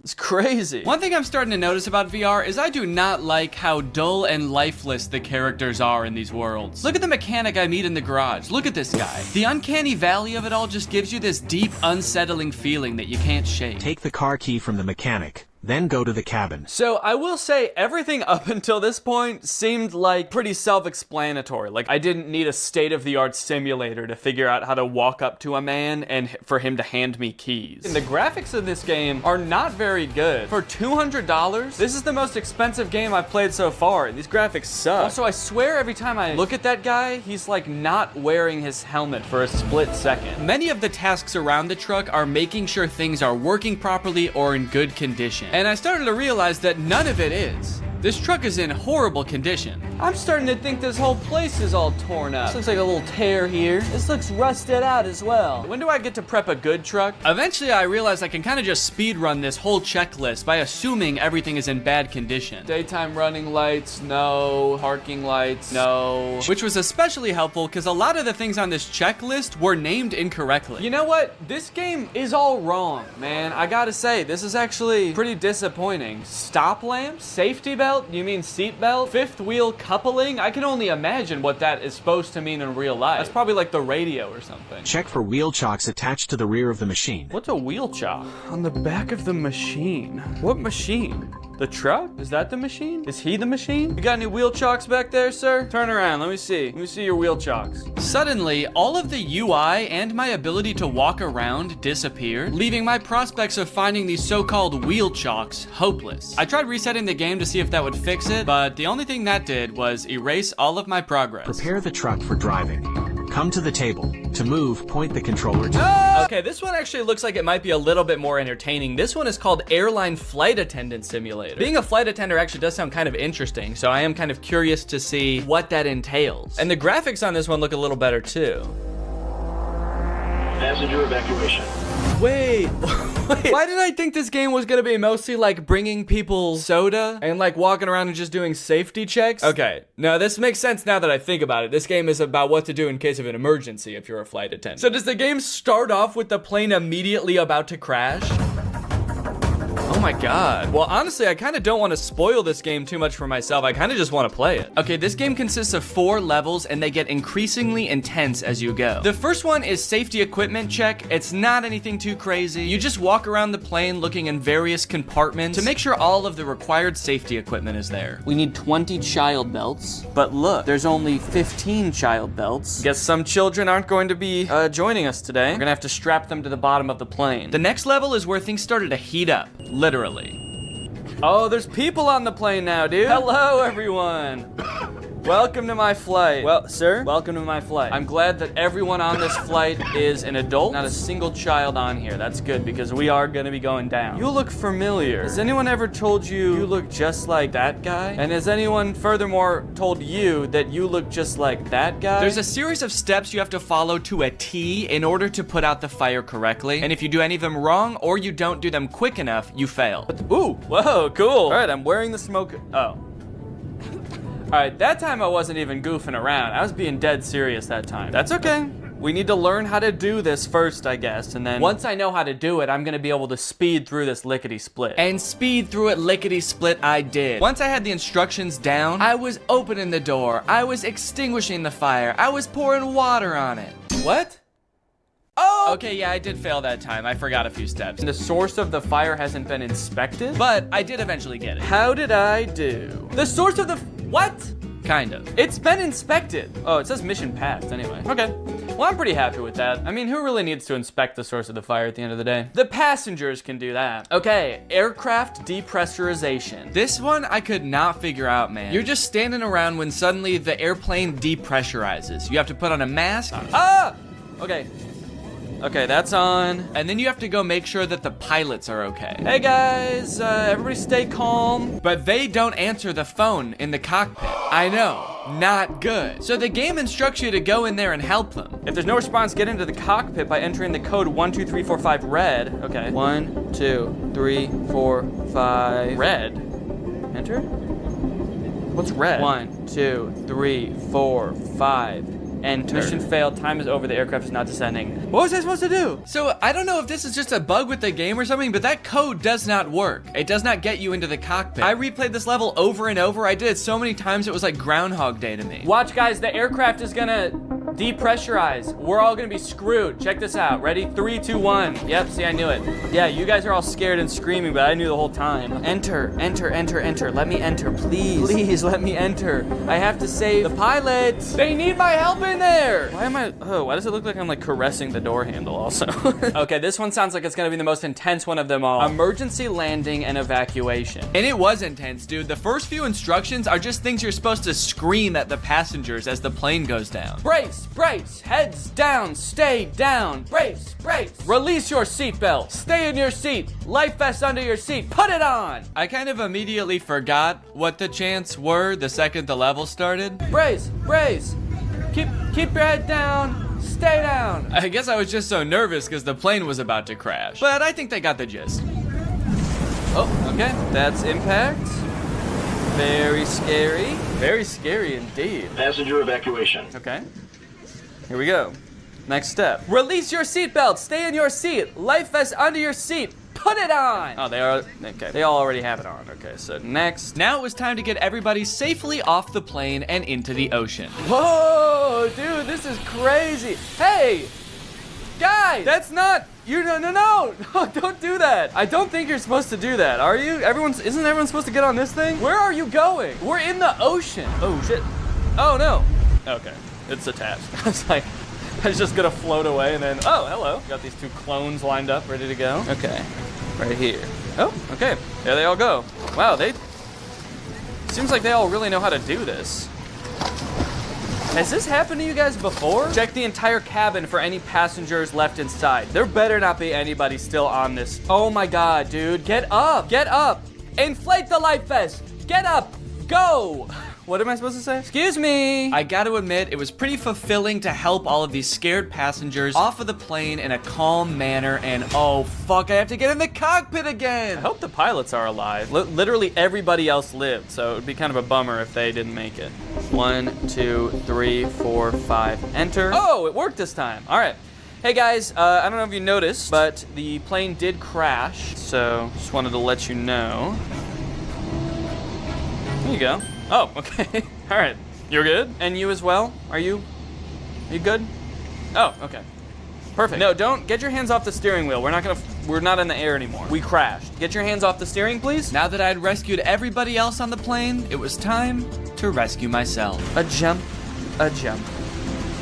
Mission failed. This last one I kind of have a complicated reason for picking, but I think it's interesting. This game is, I think, one of the most popular VR games you can play right now. It's called Gorilla Tag. I'd never heard of it before researching this video, but it seems very popular. Here we find a most curious creature, moving on two paws, able to traverse great distances. So it seems like a multiplayer VR experience where you play as a gorilla who inexplicably does not have legs. I don't know if they all just escaped from some kind of laboratory where they were being experimented on or something, but none of the gorillas have legs. And also, instead of like using the joystick to walk around, you like swing your arms like an actual gorilla walking around, which seems super annoying, honestly. But this game has very positive reviews. 93% of the reviews for this game are positive, but I read through some of them and it gave me a little bit of pause. Positive review. This is the reason I do not want to have kids. Positive review. Kids call you racist stuff, but you will get used to it. Positive review. Dislocated my finger in real life. I think what I'm getting at here is that the game itself is well designed and fun to play, but because it's a multiplayer game, the other people on the app, being mostly children, make the game a terrible experience. At least I think that's the case, but I want to check it out for myself. Is this actually a good game, or do the clientele ruin it? You start out in a cave learning to walk as a gorilla for the first time. This walking mechanic is very annoying and would only continue to get more annoying as the game went on. Also, I'm not sure why the game is third person in this recording. When I was playing, I was in first person as the gorilla. So this is what a gorilla's hands look like. But as you emerge from the cave, you are greeted by hundreds of children. Oh. Never give up. Whoa, suddenly I can hear people. Hey, hi, I'm new here. I don't know how this game works. Can anybody help me? Yeah, I will. Jump down. These children were immediately so eager to teach me how to play. They also turned me into lava. I'm still not sure what that means. Wait, what did you do to me? They swarmed me like a pack of feral wolves and immediately started asking me questions and showing me how to do things. This is kind of overwhelming. Do you already know how to run? Do you already know how to run? So you gotta run like diagonal to the ground like this. They wanted to show me how to run, how to throw balloons. They wanted to feed me hot dogs. Thank you. So hospitable, thank you. So overall, most of them were pretty nice. There was this one gorilla who kept asking me to change his color code in a very intimidating way. Did you take off my color code? What? Did you take off my color code? I don't know. don't know what that means. This guy was weird. He also made me do a bunch of tests to make sure I was really new and I wasn't just faking it. Press this right here. Ooh, hats. Press right here. Put on. Press right here. Put on. Okay, you're actually new. Oh, you thought I was razzing you? You thought I was messing with you? I wouldn't joke about that kind of thing. Do you want to know how a real man does it? Yeah, show us how a real man does it. Bro. A real man do it like this. Whoa! That's a real man. While I was being taught how a real man runs up a wall, I was told that the $1,000 Meta headset I bought to play all of these games was actually the worst possible one I could have used. For some reason, I feel like it's like my hand is just not sticking in the wall. What are you playing on, Oculus or Steam? On Steam with the Quest Pro. So you have about 85 hertz. Okay. So your hands are not as sticky as the Oculus players. Wait, what did you get? The Pro? Yeah, but I'm playing it on Steam. Not bought that headset. What the hell, Steam? And Mark? My gaming setup is too good for Gorilla Tag? How fucked up is that? Once the Gorilla children had cooled down a bit and started to go back to doing their own thing, I asked my friend here if there was anything else to do in this game. Are there like mini games in this game, or like what is there to do? He decided he should take me under their wings / monkey arms and teach me their favorite game. Let's teach them how to play Monkey on the Shelf. Okay, let's go. Now jump on the computer. Okay. Now join code Joe Mama. Monkey on a Shelf is a don't touch the lava type game where you try to make it from one end of the room to the other without touching the floor. I kind of thought there would be mini games like programmed into this game, but there is no structure at all. They just like pick one monkey to watch and make sure people don't touch the floor. While we played, we got to talking about some of the negative things people had to say about this game. Are there a lot of racists in this game? The review said that like it was just a bunch of racist little kids. Yes. Yeah, there are. There are. Did they get banned? Sometimes. Before I knew it, it was time for me to log off. All right, guys, I gotta go. But can I just say? Nice knowing you. Can I just say thank you guys for taking me under your wing and teaching me how to play this game. I couldn't have done it without you. Thank you guys. You're welcome. You guys are the coolest monkeys I've ever met.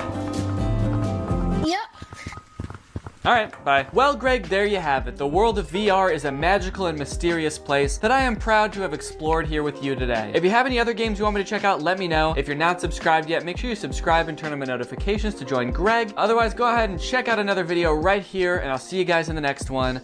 Bye-bye. What's up, Greg? Lately, I've been seeing a lot of discourse around alpha male podcasts on YouTube. I've seen a lot of really good commentary videos talking about these insanely misogynistic podcasts where the hosts, under the ruse of giving dating advice for men, will basically just insult women for an hour straight. Guys, here at the Fit Wolf podcast, we know that the dating game is tough these days, you know? Men don't know what women want and are finding it harder and harder to find a good girl to settle down with. So tip number 1 to finding a good girl is invent a time machine. Invent a time machine and go back to the 1750s, because that's the only way you're gonna find a decent woman. Because every woman nowadays is a thought. That's right. Every single Michelle out there that I used to date a month ago is a thought. They get mad at the dumbest things, like saying that women have no inherent value and their only purpose on this earth is to bear my children. And they forget to turn off location sharing even though they broke up with me a month ago. Michelle, I know you're over at my friend Brandon's house right now. I'm outside. But I think I might have found something that takes things one step further. I saw this video on Reddit the other day that's a trailer for something called The War Room. And instead of being a podcast for these like alpha male, misogynist, entrepreneur type guys, this is a club for those same types of guys.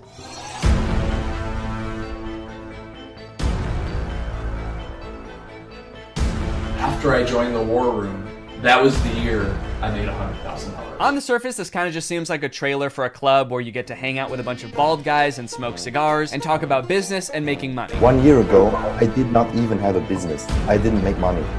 Now I make 5 figures every month. I didn't have a business. I didn't make money. I didn't even want to start a business before I was forced to join the War Room at gunpoint a year ago. But now, I have a business where I'm selling fitness products to all of my friends. And if I get them to sign up too, and their friends to sign up too, and their friends to sign up too, I could be making minimum wage. But if you watch a little bit longer and you look a little bit closer, there's more here than meets the eye. For example, quotes like these. Making money is easy.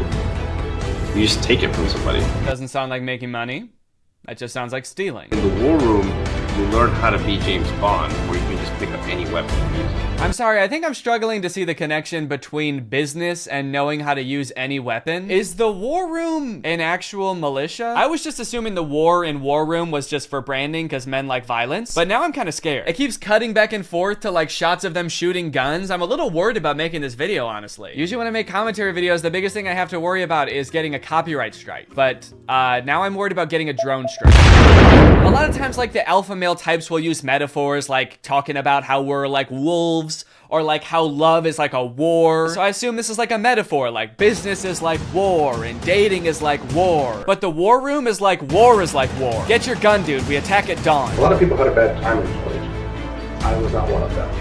And I quitted a lot of that. Did that guy just shoot fire out of his hands? What does that have to do with any of the skills you learn in this club? I didn't know anything about business before I joined the war room, but I've been a member for 5 months and now I'm a wizard. How does being a wizard help you with business in any way? Does being magic help you organize your finances in some way? Who said anything about business? You did. That's what this club is about, isn't it? That's it. This interview's over. Okay,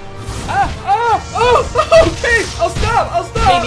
Give me money now. Definitely makes me want to join. You got dudes shooting guns, swimming, doing group exercises on a hilltop, watching other people gamble, smoking cigars. It kind of just seems like one super long bachelor party for men whose wives have already left them. And then at the end of the video, it gives you the URL to sign up. It says 54 countries, 1,000 members, and resist slavery. That's the last thing it says in the whole video. It says resist slavery, and then the video ends. And it's like, yeah, I will. I am. So I keep saying this club is about business because that's kind of what the trailer was implying. It's about like networking with all of these rich, influential people, making money, stealing it from people, using your magical powers to steal money from innocent civilians. But if you go to their website, there's not really any reference to business, which is confusing. And the description on their website says this: the War Room is a global network in which exemplars of individualism work to free the modern man from socially induced incarceration. Okay, but like, what do you guys do? Like, if I join, what do I get to do? I get you're gonna free me from socially induced incarceration, but what does freedom look like to you guys? Is it like, am I quitting my job to go to a cigar pool party? This package costs £4,000, and they have packages on their website that go up to £7,997. Do any of these guys not see the irony and being like, individualism rules, dude. Society is like jail. If you conform to society, that's like being in prison, basically. You're basically a slave at that point, while also being like, yeah, I paid $7,000 to join a club where everyone looks and dresses like me. I didn't want to be a stereotype, okay? So I joined a man club to smoke cigars and shoot guns. And that's sort of what makes me an individualist. It just feels like they're kind of playing the like, I'm not like other guys card. And I guess in some sense they're not like other guys because most guys can't bend the elements to their will like that one guy. But other than that, I mean, it's just like all the pictures are just guys hanging out in dimly lit clubs, doing military style drills. I don't know what's going on here. In case you're not sold yet and you haven't been convinced to join, let me read you a little bit more because the War Room's website uses like every cliche pickup artist tactic to try to get you to join this club. We got the classic negging. What can you bring to the War Room? Truthfully, very little. Probably nothing at all. You are not ready for the War Room. You will not revolutionize what we built. If you had the capabilities we required, you would already be inside. What? They think I can't bring anything to the War Room? They think I'm some kind of sucker who doesn't have my life in order and can't manage my money. I'll show them. I'm gonna take out a 4th mortgage on my home and I'm gonna join this club. We'll see how stupid they think I am then. They also use like the get it while you still can technique that's in like every as seen on TV commercial. This chance won't last forever. We will not hold this open for everyone. Soon, membership will close. The War Room members and their sons will remain the closed wielders of global influence into eternity. Holy shit, dude. They're closing submission soon? I'll be right back, guys. I gotta go. I'm not doing this for me, okay? I'm doing this for my son. I guess my son gets to be in the club too if I join. I gotta go. Now, I don't have any way to look and see how long it said this on the website, but if I had to guess, I would guess that it's been on there as long as this website has existed. Why would they close submission? How does that make any sense? Do they want to stop making money? The founder of this club is like, whoa, I'm too rich, all right? That's one thing we teach in the War Room is you can't have too much money. I mean, if this is like a militia, do they have enough soldiers? Is that why they're closing? Soon, 1,000 bald men wearing tightly fitting t-shirts will be storming the beaches. We can't wait around for you forever. So you might be wondering who the head of this club is, right? It must be someone like very rich and influential if he's expecting to get people to join just based on like the connections that you can get from the club, right? Well, this is where things get a lot more creepy. and also not monetizable. This is the part that is the reason this video probably doesn't have ads on it. My name is Andrew Tate. I'm a retired 4-time world champion kickboxer who is now a multi-millionaire, and I'm the most competent person on the entire planet to teach you about male-female interactions. How did I become rich? Webcam. Definitely gonna need him to elaborate on that a little bit. That's so vague. Mr. Bezos, please, you're the richest person in the world. Do you have any advice to young up-and-coming entrepreneurs on how to start a business and how to get rich like you? Book. Huh? Book. Need I say more? Yes, please say more. We literally have no idea what you're talking about. So you're probably thinking, like, did this guy invent webcams or something? Is he, like, famous on Twitch or something? Is this Sapnap? I don't know. I've been running a webcam studio for nearly a decade. I've had over 75 girls work for me, and my business model is different than 99% of webcam studio owners. If you had to guess whether it's different because it's more creepy or less creepy than other webcam studios, what would you guess? Go ahead and vote down in the comments below, guys. Do you think this is gonna be creepy or no? Over 50% of my employees were actually my girlfriend at the time, and of all my girlfriends, none were in the adult entertainment industry before they met me. My job was to get women to fall in love with me. Literally, that was my job. My job was to meet a girl, go on a few dates, sleep with her, test if she's quality, get her to fall in love with me to where she'd do anything I say. Holy shit, this is insane. And then he gets them to join his webcam empire where he gets them to do, you know, he gets them to get nasty on camera. I'm not a lawyer, but does this not...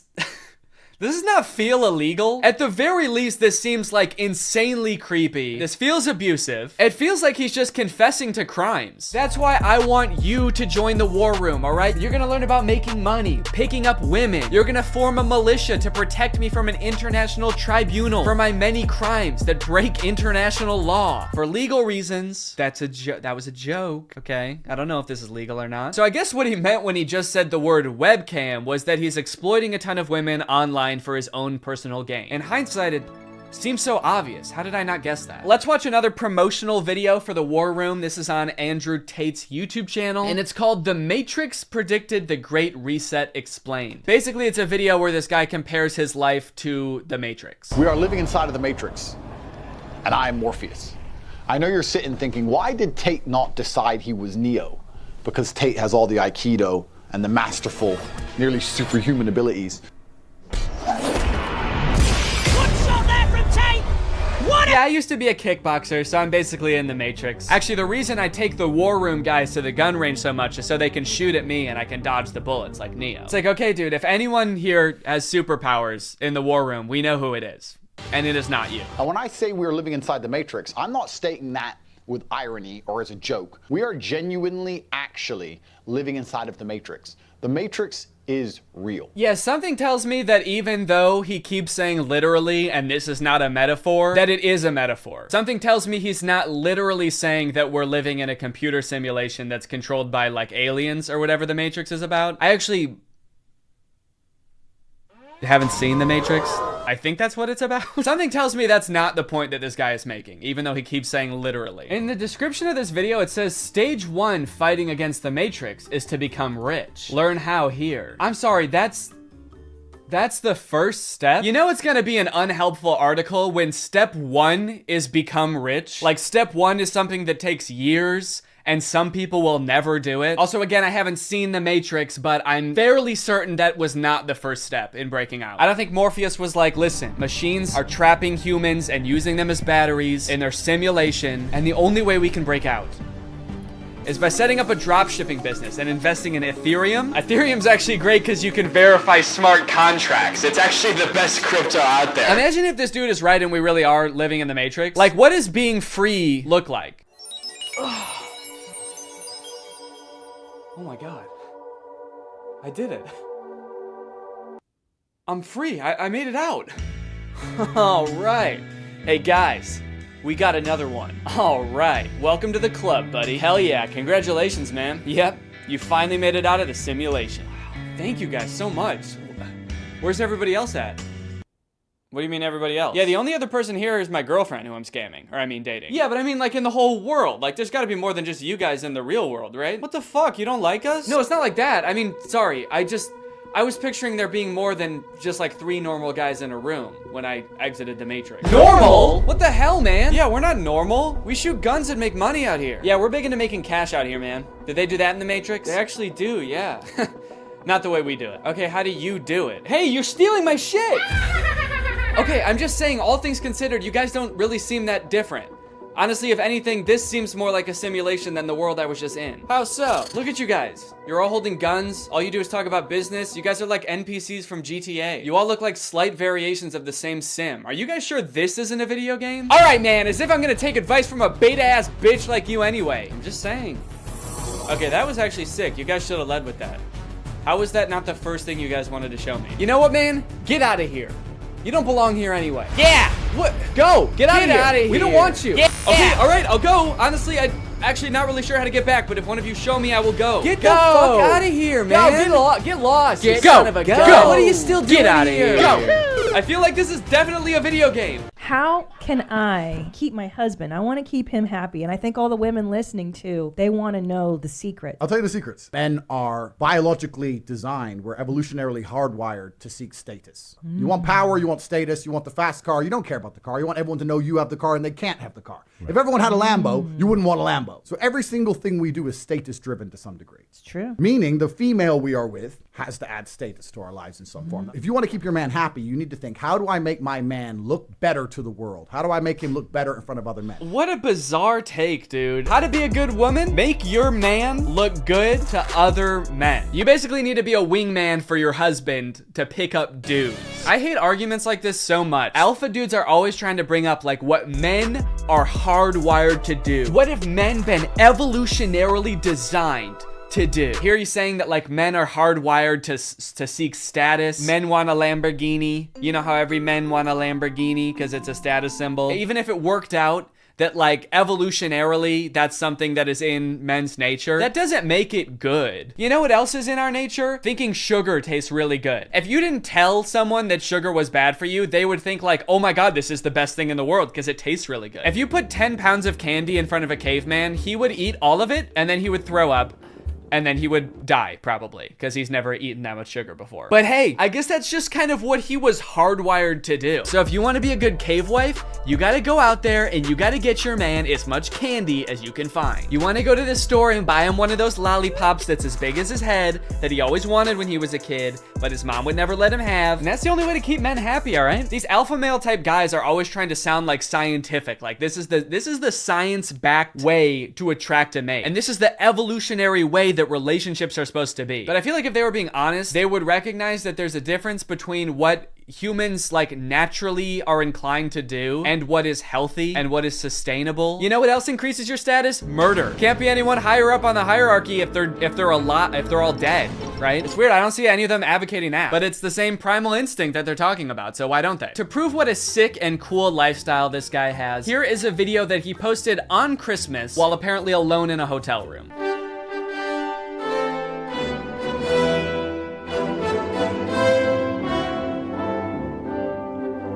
Merry Christmas. I think a lot of people have the wrong idea about me. They look at me and they go, you hear about that Tate guy, you know, he's a 4-time kickboxing world champion, he's tall, he's strong, he's smart.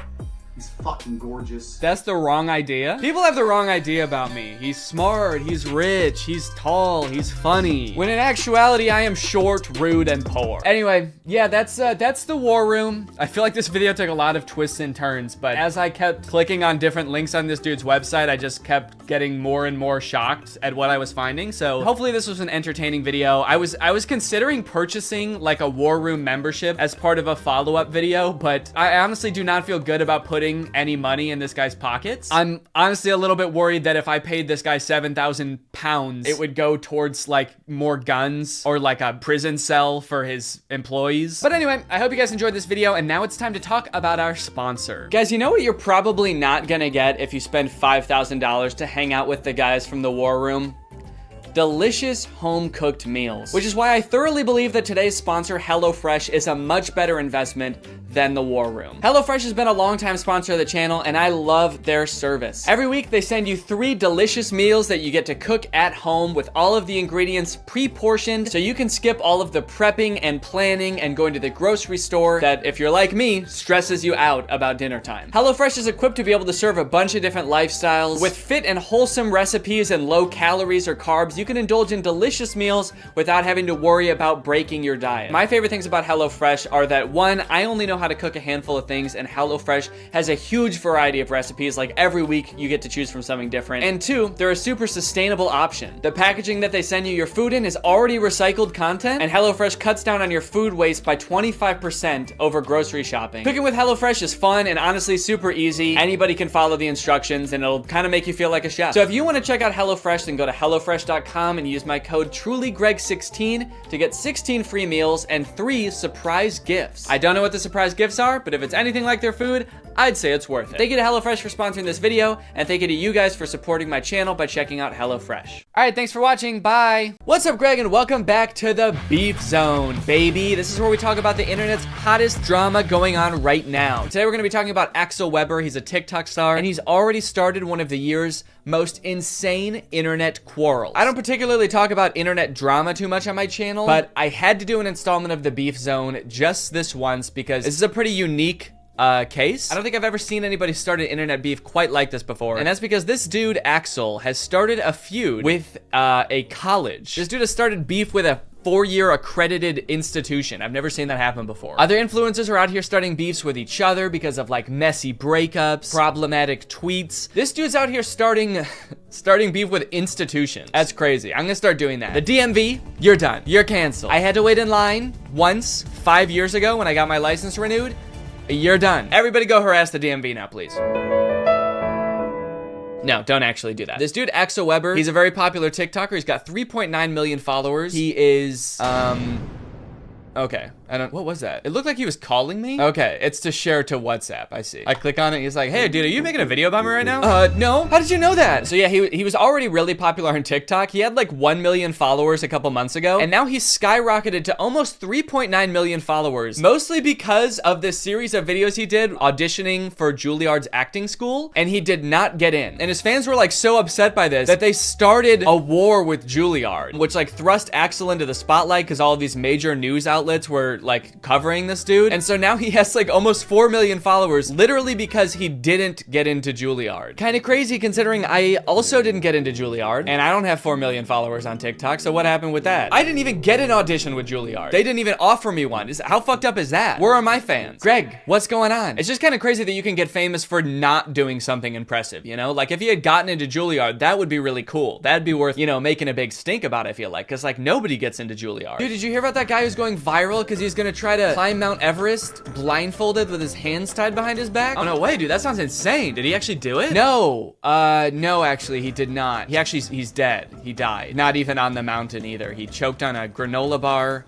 on the flight to Mount Everest. He's going viral? Yeah, dude, his funeral has 800 million likes. So I feel like to fully appreciate this story, we kind of have to go back to the beginning where it all began. So in December of 2021, just about a month ago, Axel had just moved to New York. He's pursuing acting. He's making a bunch of TikToks about living in the world's smallest apartment, and he has just hit 1 million followers on TikTok. Hi, we just hit 1 million on TikTok. Come on. I can see why he had followers to begin with. He's like a charismatic guy. I'm sure people think he's handsome. He's got personality. He does his little dancey dance. Look at him go. But little did Axel know at the time that one Juilliard audition would change his life forever. And not because he did a good job, but because he did so bad that it changed his life forever. Dear Axel, on behalf of the Juilliard division, thank you for your interest in our program and for sharing your talent with the faculty during the initial audition. As you are already aware, due to our callback process, you are no longer under consideration for admission for fall 2022. It sounds like he already knew he wasn't getting in. It's kind of fucked up that they even sent him the letter. You already know this because we didn't give you a callback after your audition, but just so you know, you're still not accepted to Juilliard. You still did a really bad job. There's no chance of you getting in here. How many times do they have to tell him he didn't get into Juilliard? Damn. They just send him a letter every year. Dear Axel, as you may have guessed, as you are 2 years into going to a completely different school for a completely different degree, you did not get into Juilliard. Your audition was very bad, Axel. You ruined your chances of an acting career, Axel. Over the past 2 2 years, we have been telling every casting director and pretty much everyone who works in the industry how bad your audition was. We've had a lot of time to destroy your career, Axel, and we've done it. So it's a pretty sad video of him not getting into his dream school. I definitely feel for him, and a lot of other people did too. So basically what happened after that is a bunch of people started rallying to support him. You had like all of his own fans commenting, being like, fuck Juilliard, dude, you don't need Juilliard. Even some celebrities weighed in. Hello, Axel. Hi, Charlie. I replied to your video, but I figured I'd do a video message as well. Appreciate it. Not only did I not get into Juilliard, but I didn't get into 5 of these prestigious schools that I wanted to get into that I thought could better my career. Don't believe it. And while I do think school is great, and I did end up going to Berkeley. Okay. A prestigious conservatory for the arts Congrats. is not going to be the thing that defines your career as an actor. Ooh. Honestly, I mean, it's a sweet sentiment, and I agree with the message. You know, not every famous actor went to a super prestigious school like Juilliard to learn how to act. You know, some just had rich parents, and so that's how they got into it. Lucky for him, I feel like he seems to like Charlie Puth. I feel like this video would not be nearly as impactful if it was like some guy that Axel does not care about. There's a video of Vanilla Ice being like, take it from me, Vanilla Ice. I didn't get into Juilliard either, but that didn't stop me from becoming the 20th most famous person for 1 month in 1995 and then slowly slipping into obscurity for the rest of my life. Axel's like, oh, thanks, dude. Does anyone else want to chime in? Did anyone else not get into Juilliard? Someone with like a lifelong body of work? Someone with a really impressive career? It wasn't just like celebrities reaching out to Axel either. There were like different organizations being like, hey, you don't need Juilliard, dude. Come work with us and we'll get you to where you want to be in your career. I didn't get into Juilliard. We know that. And I did get another letter to prove it. This is the 17th one they've sent me now. But I did get a modeling contract with one of the largest agencies in the world. So I am a little confused about how this happened or why Axel seems to be so like excited about it. It does seem to be like totally unrelated to what he said his dream was. I thought he wanted to be an actor and go to a prestigious acting school. Like, does he even want to be a model? I don't know if he's ever mentioned it before. I watched a few of his TikToks from like before that, and it seemed like he really wanted to be an actor. It's like a totally different industry. All right, guys, you know that my dream of becoming a professional actor didn't work out, but I am still gonna be working in the industry, it turns out. I got a job at a movie theater. I think I may be able to work my way up from there. I think you'll be seeing me on the big screen real soon. It's just weird to see him going from not getting into a school that he wasn't qualified for to getting a job that it seems like he is even less qualified for, because I assume he at least had some sort of like acting prowess or like did some sort of acting before he started applying to acting schools. But modeling, it's like he didn't even want to do that before. Not only did he get a modeling job out of getting rejected from Juilliard, he also got a New York Times article. We just made the New York Times. When Axel Weber was rejected from Juilliard, the internet stepped in. The article is basically covering how all of Axel's fans flooded the Juilliard Instagram account to like lambast them in the comments, which to be fair, Axel does say like, don't do that. More than anything, we cannot bash Juilliard though. They're just doing their job. I don't want to lead you into thinking that Axel like actively encouraged this and like caused this to happen. Like he was like, fuck Juilliard. Everybody ripped them to shreds in the comments, but his videos did unintentionally have that consequence. And it's pretty crazy to read some of the comments that people have left on Juilliard's Instagram account. Let's take a look at some of them. Their most recent posts have like 0 comments, 1 comment, 6 comments. Let's go to around the time this Axel Weber drama was going on. 1,000 comments, 2,000 comments, 18,000 comments. 18,000? Dude, what were people saying? Let my boy Axel in, he deserves better. Let Axel in! Get my boy in. My dog died on campus and they tied me up and made me eat it. Doesn't have anything to do with Axel. Dude is just straight up slandering this university because his boy didn't get in. Don't worry, Axel. You should be glad you didn't get in there. All right? They made me eat my pet. You're gonna regret it when that man wins an Oscar. I honestly don't even think that they would regret it if he like ended up having a successful acting career. They really only care about the people they did admit having successful acting careers. In general, I've seen a lot of comments that have the same tone of like, I bet Juilliard wishes they never rejected my man. And it's like, yeah. Probably, but I don't think it's for the reason you think. I don't think it's like the dean's office that are like, oh, we should have never said no. He's so talented. Look at him on TikTok doing his little dancey dance. He's wearing a sweater. He's modeling. Oh, what we could have had. No, it's not them, dude. It's the poor like 20-year-old marketing intern that runs the Juilliard school Instagram account. It's the person who keeps getting notifications on their phone saying like, let Axel in. New Instagram comment. Let Axel in. They're the one that's probably like, Jesus Christ, couldn't they just fucking accept this kid? I really like this comment. Let him in, you dogs. L school. Juilliard does not care, all right? They do not care that they have 18,000 comments on one post. The headmaster of Juilliard, what is it? What is like the person who is in charge called? Is it the dean? The headmaster? The principal? I went to college. I don't know why the president. We had a president of our school. I don't think the president is reading these comments being like, L school. Oh, classes are canceled today. Go home. Everyone go home. It's also like, whoa, dude, don't start insulting the kid's dream school. You're not really rooting for him if you're like, oh, you wanted to go to that L school, Axel? That decrepit excuse for a school run by dogs? I definitely feel bad for whatever school he applies to next if he ever tries to apply for college again. When they get that application, they're just gonna like start sweating immediately. All right, who's next on the list of applicants? All right. No pressure, but if we don't let this kid in, we're gonna get doxxed and swatted. Right now, you're probably wondering, like, what were Axel's chances of getting into Juilliard? Like, was he a shoo-in and like a really good actor and had like an insane experience? What is this guy's qualifications? First off, let's look up how hard is it to get into Juilliard. Spelled Juilliard wrong, so I am definitely not going to get in. Admission to Juilliard is highly competitive with an overall acceptance rate between 5 and 8%. So it's an extremely difficult school to get into. Obviously, it's like insanely prestigious. But you know, maybe he killed his audition. Maybe he's a great actor. So let's see. He has a TikTok talking about how his audition went. So let's hear in his own words how he describes it. Here's how you absolutely botch a Juilliard audition. Remember I said the only thing I can't do is an accent? I did an accent. I couldn't help it. I just Oberon to make him smile. It just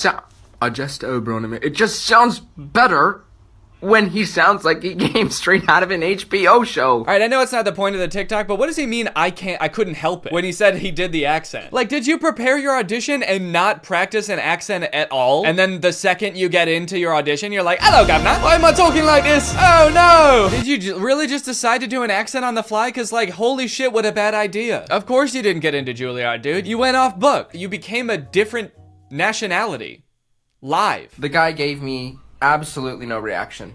He just stared right into my soul. I feel like that's kind of how auditions go, though. If you do a really great job, they're not supposed to be like, like right off the bat. I think they're supposed to play it cool because they can't like make you think you got the part just in case, you know, someone even better comes in and then they have to give it to that person. And what reaction was he expecting? Guys, I don't think my audition went very well. The admissions director didn't even come. He just said, thanks, that'll be all. You know what he should have done if he wanted to impress them? He should have came into the audition speaking in a British accent, and then when he was actually reading his monologue, switched to his regular American accent. They would have been blown away. I have an audition for Juilliard, January 9th. I have to learn some Shakespeare. Never even read Hamlet. I jest to Oberon and make him smile when I a fat and bean-fed horse beguile, neighing in likeness of a filly foal, and sometimes I lurk in a gossip's bowl. I don't understand what's happening. Not that I really think that this made a difference, but just a word of advice. If you're applying for a college, I wouldn't post on your like public social media something about like the application process or the audition process being like, I don't know what the fuck this means. This shit's dumb, dude. Shakespeare sounds like an idiot, man. It's also weird that like, after all of these videos of him being like, I don't know what the fuck Shakespeare is, and him being like, I randomly did an accent at the audition, that all of his fans still have his back. And they're still like, you deserve to get into Juilliard. Don't worry, we'll take it from here.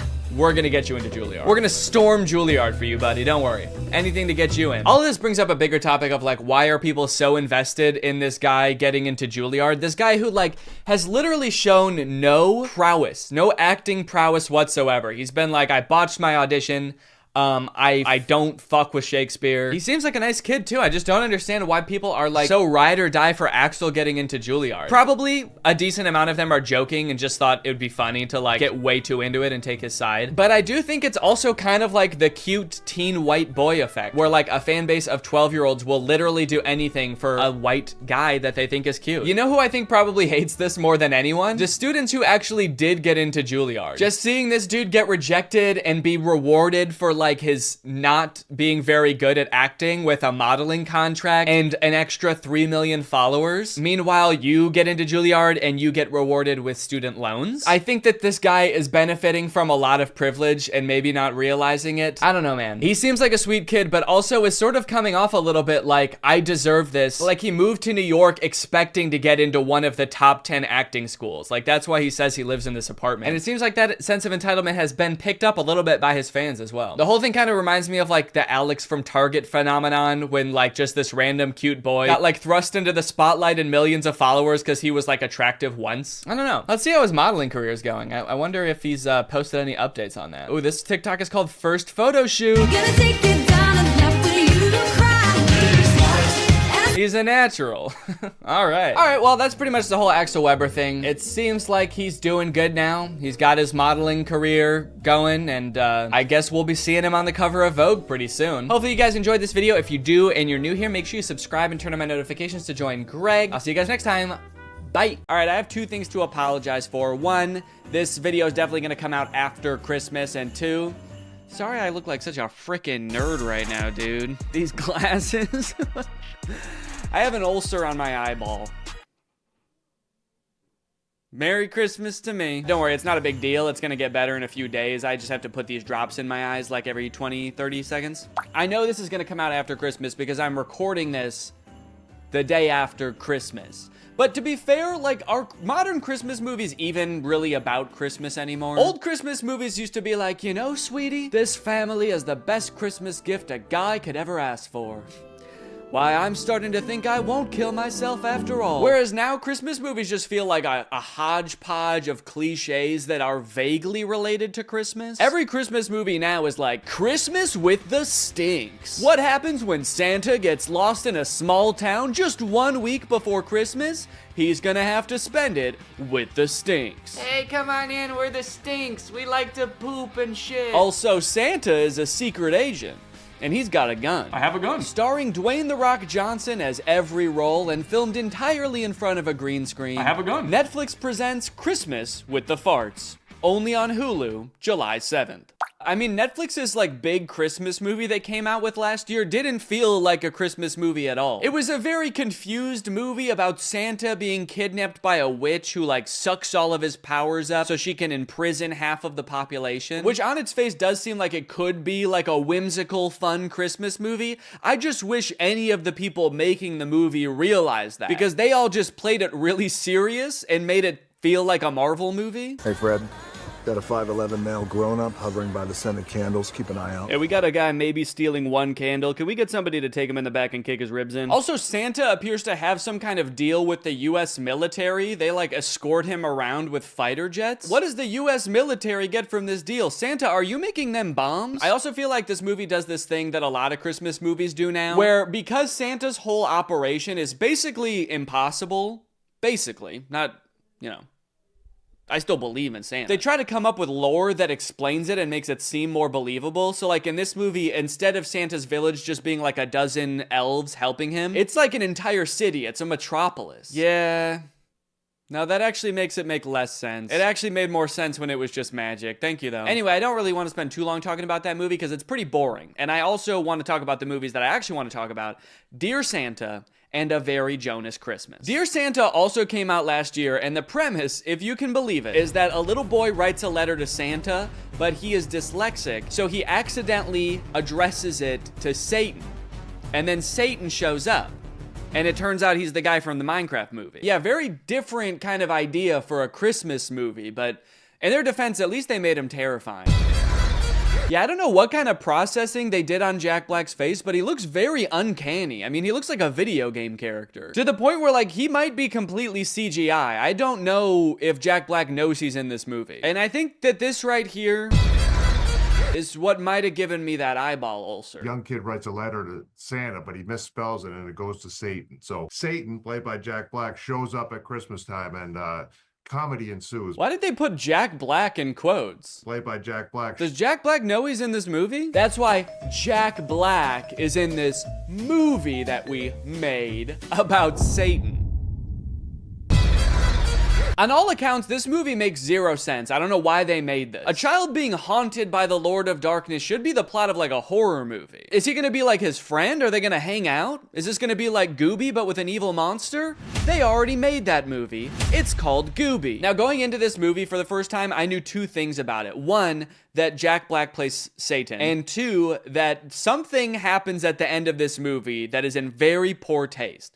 I was very curious to see what that was, but as the movie progressed, I honestly had a hard time seeing how that could possibly be. I mean, after all, there's so much insane shit in this movie, how could there possibly just be one thing? So most of this movie revolves around Satan trying to get this little child Liam to fulfill a deal in which Liam gets 3 wishes, and Satan gets his soul for eternity, and Liam goes to, and excuse my language here, hell. And in fact, he does eventually fulfill the deal, which leads to this very confusing montage. What?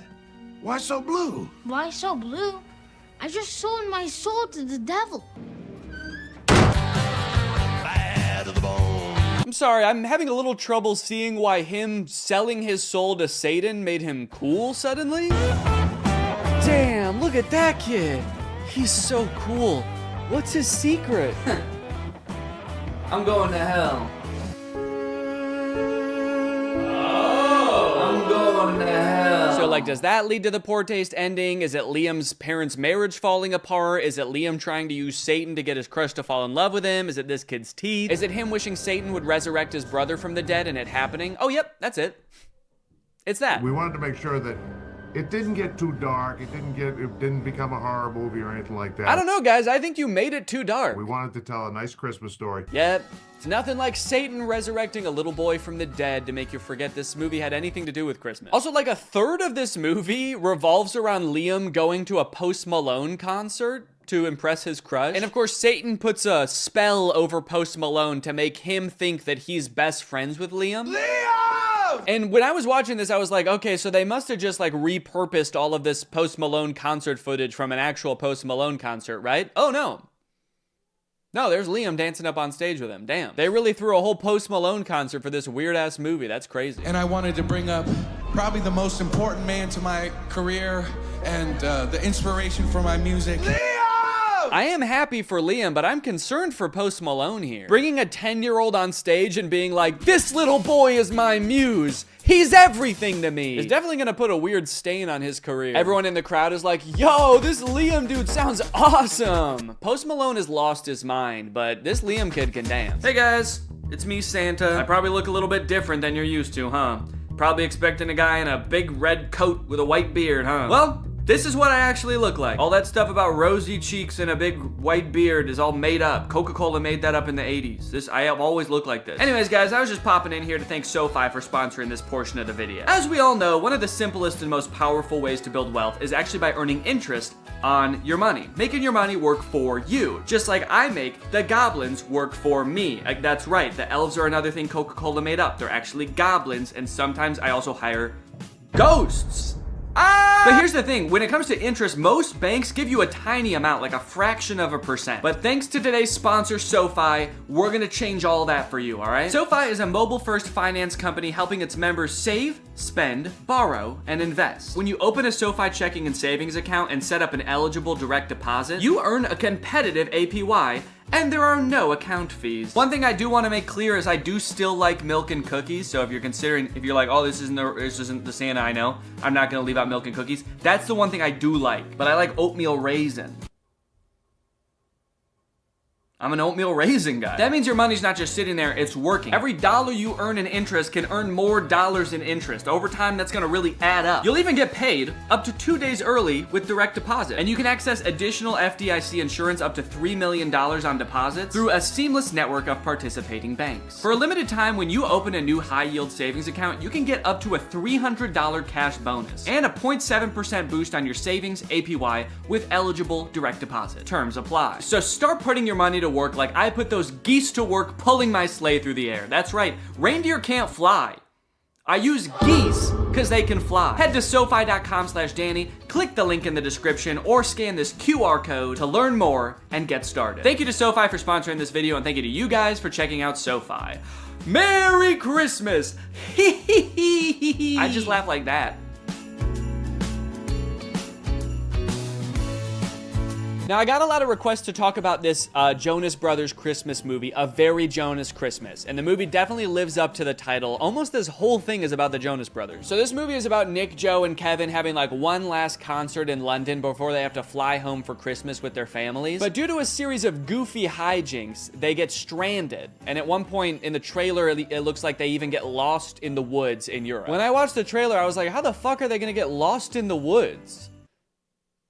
There are no airports there. So when I first heard about this movie, I was very excited to watch it. I think the only other movie I've ever seen these three brothers in is Camp Rock, and that movie was very easy to make fun of. And I don't really even think they've made many movies since Camp Rock. I mean, on Rotten Tomatoes, Nick's picture looks like it's from like 2013, Joe's 2015, and Kevin's 1978. Also, look at the poster for this movie. Is this about them trying to get home for Christmas or assailing a foreign dignitary to assassinate him? We got Nick in the car, Kevin in the train, and Joe is definitely gonna die up there. Oh yes, there's no doubt about it. This movie is gonna be pretty bad. Let's look at what it's got on IMDb. Oh, a 5.7. Okay, that's actually better than I would have thought. What about Rotten Tomatoes? 92? Wait, it looks like people actually really like this movie. And look at this dad on TikTok. He's losing his mind laughing. Did the Jonas Brothers make a good Christmas movie? On purpose? Okay, so I have watched the movie, and I will say it's better than I thought it was gonna be, but that doesn't mean that it's not insane, because it is still insane. For example, you're probably wondering how the Jonas Brothers got stranded in Europe in the first place. Like, obviously, most people have to deal with, like, holiday travel congestion, but the Jonas Brothers probably fly on, like, a private jet, right? They're not dealing with regular air traffic. Well, like I said, they just finished their tour. They're anxious to get home to their kids. It does kind of seem like their kids aren't really that anxious for them to get home. I'm gonna be home tomorrow and I'm gonna take you skiing just like I promised. And she could care less. That does kind of lower the stakes of the movie a little bit, that they're like, guys, what are we gonna do? We've gotta get home for Christmas. Our kids need us. And their kids are just like, nah, we're good, man. Don't worry about it. We have really healthy attachment, so we're not gonna fret too much about it. Don't do anything too drastic. How about we get lost in the woods and eaten by wolves? Well, Nick and Kevin are anxious to get home, actually. Joe is a little bit sad that tour is over because he's gonna miss his brothers. So he starts unknowingly venting to none other than Santa himself. Nothing like Christmas to help a family rediscover its magic. Except our Christmas plans are to get the hell away from each other, so. Oh, that's not good. That's not good at all. Hold up. They want to get home for their kids on Christmas? No. Santa cannot allow that. Santa hates kids. So Joe walks away, and Santa is upset that the Jonas Brothers aren't going to be spending Christmas together. So he comes up with a brilliant plan. Nay, a perfect plan. Nay, a terrible plan to keep the Jonas Brothers together. Christmas spirits, I've seen something tragic. These boys shan't get home till they rediscover their brotherly magic. Unless they decide to spend Christmas with each other, the spell will keep brother stuck with brother, stuck with brother. I mean, that's wild. Is that a thing that Santa does? He casts spells like a witch? Dang, maybe I take back what I said earlier. Hey, come on in, we're the stinks. We like to poop and shit. No, not that. The thing about the magic. It actually made more sense when it was just magic. Thank you, though. Yeah, that. Don't worry, though. The consequences of his spell aren't anything too crazy. After all, Santa Claus works in subtle ways. Holy shit! Santa, did you check to make sure there weren't people on there? Let's have a moment of silence for all the people on that plane that involuntarily volunteered their lives for the greater good, helping the Jonas Brothers reconnect. I had no idea that when Santa worked his magic, there was so much like death and despair involved. That's crazy. Also, it's a little bit disturbing that I feel like the Santa in this movie has already done worse things than Satan did in that entire movie. You're the uptight, responsible one. You're the lovable tramp, and I'm the relatable human cardboard. Forgettable Curly, the world's most unlikely rock star. Not Nick or Joe. The one that still lives in New Jersey. Dang, they are really leaning into this ragging on Kevin thing in this movie. Like, damn, I know this is a thing people joke about. I know I've written a whole song about ghosting the guy, but you guys are his brothers, dude. Feels different when you do it. This movie is also a musical, which is kind of fun. A lot of the songs are very catchy, like Coming Home This Christmas. Unfortunately, music labels have been like very strict about copyrighted music on YouTube, so I can only show you like a tiny little snippet of it. Now, one thing that made it kind of tricky to write a video about this movie is that they do this very self-aware thing where anytime like a goofy plot detail comes up, they make a joke about it before you even get a chance to think it in your head. Wait, they're getting to the train station just barely before their train, but they're gonna stop to sing a song about it? That's kind of... You think we have time for a song? Yeah! Oh, they already... Okay. But isn't this whole plot just the plot of a bunch of Christmas movies? Have you ever seen a Christmas movie? It's literally the entire plot of the film. Damn, they're good. Who knew the secret to making a flawless movie is just pointing out all the flaws before anybody else has the chance? Honestly, it is a pretty good tactic if your sole goal with the movie was making it really hard for commentary YouTubers to make videos about it. But it does feel very defensive, and it also kind of gets old to, in every scene, be like, yo, this is kind of weird. What is going on here right now? What the hell, is that a camera? Also, there's a lot of parts in the movie that are actually genuinely funny, and they kind of ruin them by doing this like self-aware thing. Like this song that Nick sings from his musical Home Alone the Musical, where all the lyrics are just about how being home alone means that there's no people in the house. It's a very funny song. Also, I think that YouTube is claiming this one less, so I think I can show a little bit more of it. But even when the movie is actually funny, the writers still feel the need to be like, what the hell are these guys even talking about? I can't believe the show only ran 3 weeks. I can. I'm sorry, Joe. Nick is just being so random right now. I mean, what is this? Some kind of movie?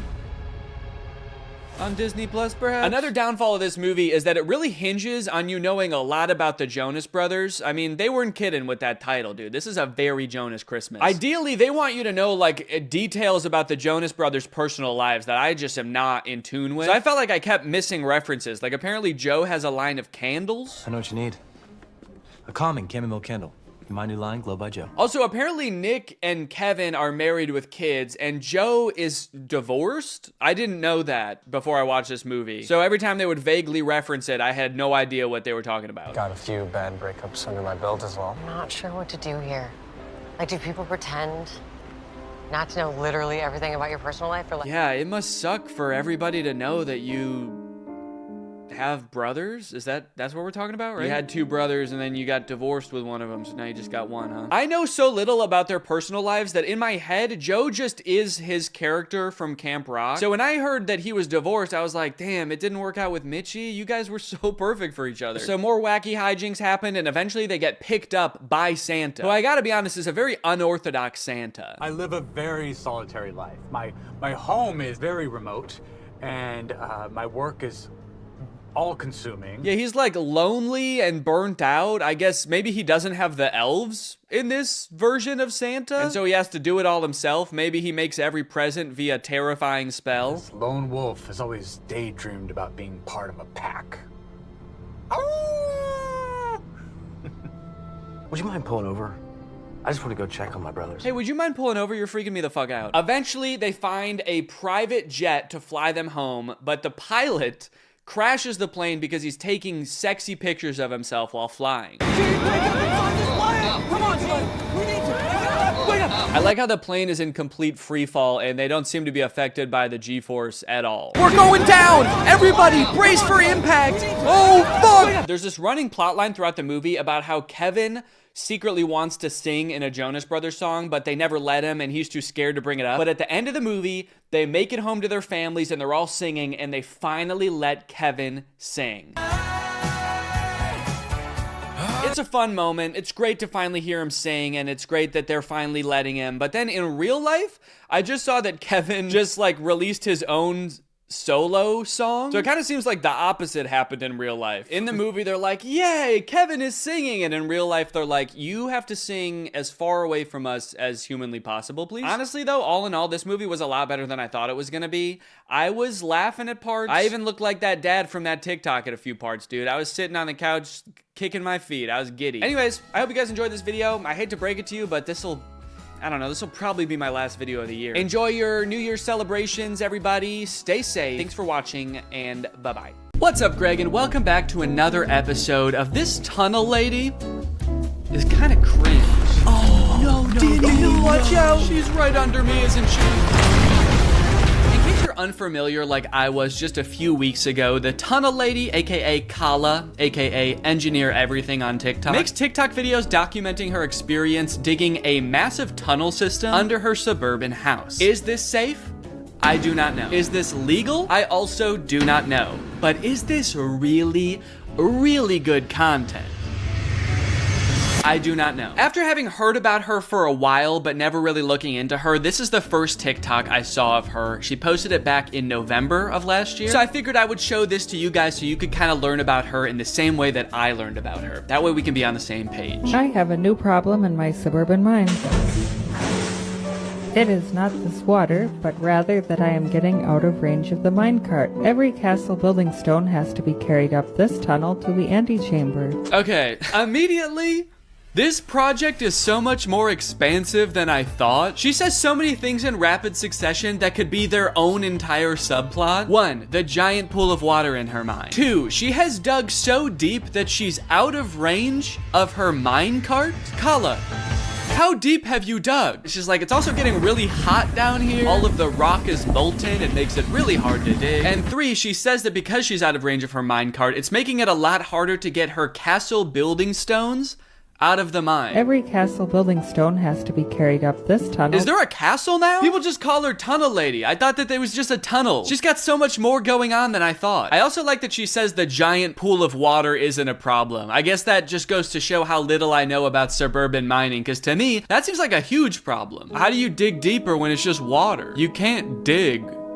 water, can you? Needless to say, there's a lot of lore going on in this TikTok, and I need to know more. So, like Kala digging into the Earth's mantle, it's time to get to the bottom of this. This next TikTok is Kala's first ever TikTok she posted to this account, and in it she introduces a big new project that she's going to be undertaking, building a storm shelter in her basement. I am about to embark on a new and complex project. I like that stupid project flashes on the screen as she's describing it. She's all excited about it. It kind of makes it seem like this is an interjection from future Kala, like 2 years from now. Stupid project, you should have never started this thing. What are you doing? I'm trying to warn you via CapCut editing. I'm planning to construct a storm shelter off the side of my basement. It's going to take a very long time. Well, she was definitely right that it was going to take a long time. She posted this in October of 2022, and she is still digging. That being said, it is interesting to know that the original point of the tunnel was to just be a storm shelter. I feel like she's past that point. I feel like digging like 10 feet into the ground would have been enough to protect just one person from a storm. But there she is, just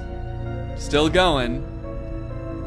Why do I feel like she knows something we don't? She's either preparing for a cataclysmic storm that none of us know is coming, or she has ulterior motives. She's like, the main purpose of this tunnel will be to protect me from tornadoes.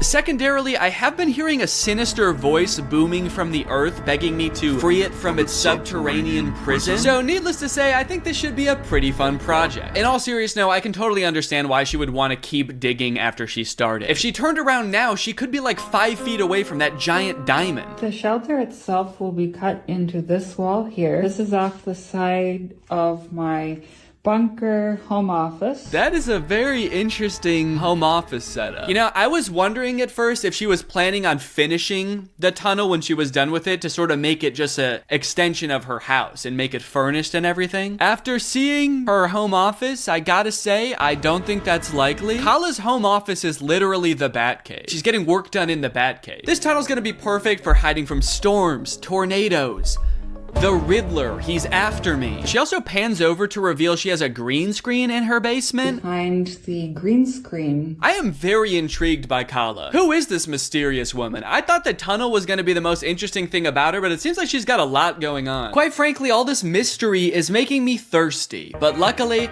unlike Kala, I don't have a water problem. I have a water solution. Today's sponsor, Arup. Arup is a great way to meet your hydration goals because sometimes you're just not in the mood for water. You want a little bit more zest to it. And Arup flavors your water via scent. You place this little scent pod on top. Right now it's deactivated, but as I pull it up like this, it becomes activated and air is able to flow through the pod into the nozzle and then into your mouth, where your mouth feels like it's tasting the flavor. In this case, I have a lime scent pod on here, but they come with a variety of flavors. So even though I'm just drinking water with no chemicals added or nothing, I feel like I'm drinking something that's lime flavored. One of the best parts of Arup is that you're getting all the fun of having flavored water without any of the downsides, like added sugar or sweeteners or chemicals. It's just straight up water and smell. I like sipping from my air up while I'm writing videos, doing work, even filming, as you can see. That extra bit of flavor just puts a little bit of pep in my step. And trust me, if you've seen the way I step before, you know that it's sad and it needs some pep. So if you want to try out this revolutionary hydration technology for yourself, head on over to the link in the description. Get yourself an Air Up. Get yourself a bunch of fun flavors. Thanks to Air Up for sponsoring this video. Thank you to you guys for checking out Air Up. Just 6 days after posting the original TikTok, she posts this video where she goes over the litany of problems she has already run into. We're running into some problems that have put us into a dead halt. Unfortunately, there is a little bit of water seepage. It's not a blocker, but it is irritating. Yeah, I hate to break it to you, Kala, but it's gonna get a lot worse. If you think that amount of water is irritating, you're gonna be pissed in like a year when you have a literal well in the middle of your mind. We have run out of space for excavated rock and have to get the elevator working now. Yeah, you're definitely gonna need to figure out a way to get the rock out of there, because otherwise it's not mining. You're just moving around rocks. You can't just be like, all right, guys, I finished the tunnel system. It's actually the exact size that my basement used to be. But I moved all of the rock into the basement, so now I don't have a basement anymore. I just have a basement-sized tunnel, which sucks because that's where all my bat gear was, and the penguin actually is after me right now. The power cord has started smoking and sparking. The biggest problem is that the jackhammer has stopped working. Okay, great.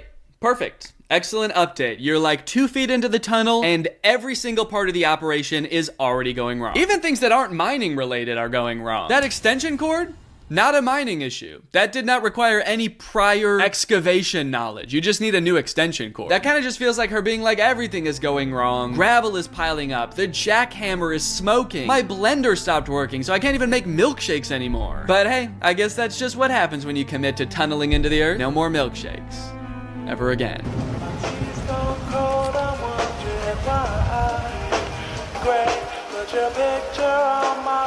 Yeah, it is really bad. You're digging a hole under your house. You cannot afford to cut corners. So this is a structure she was building as sort of an elevator to get rocks out of her basement. She's building like a mining elevator, and I guess while she was building it, it collapsed. I gotta say, at this point, I am pretty concerned about the success of her project. She's still just a few days in, and like, I don't know if she's done anything right yet. She does seem pretty nonchalant about it though, you know? If her entire tunnel collapses and her house falls into the underworld, I think she'll take it in stride. I gotta say, I knew that digging a tunnel would be like a big undertaking, but it wasn't until I started watching these videos where I started to realize all of the logistics that go into it. There's a lot that can go wrong. In this video, she takes a Geiger counter into her tunnel and realizes that there's like twice as much radiation as there was in the rest of her house. The nuclear radiation readings so high in the storm shelter excavation. Every time I measure it, the counts per minute are more than double what they are upstairs. Kala, come on. You gotta figure that out. To be fair, I don't know why the radiation would be higher underground than it would be in the rest of her house,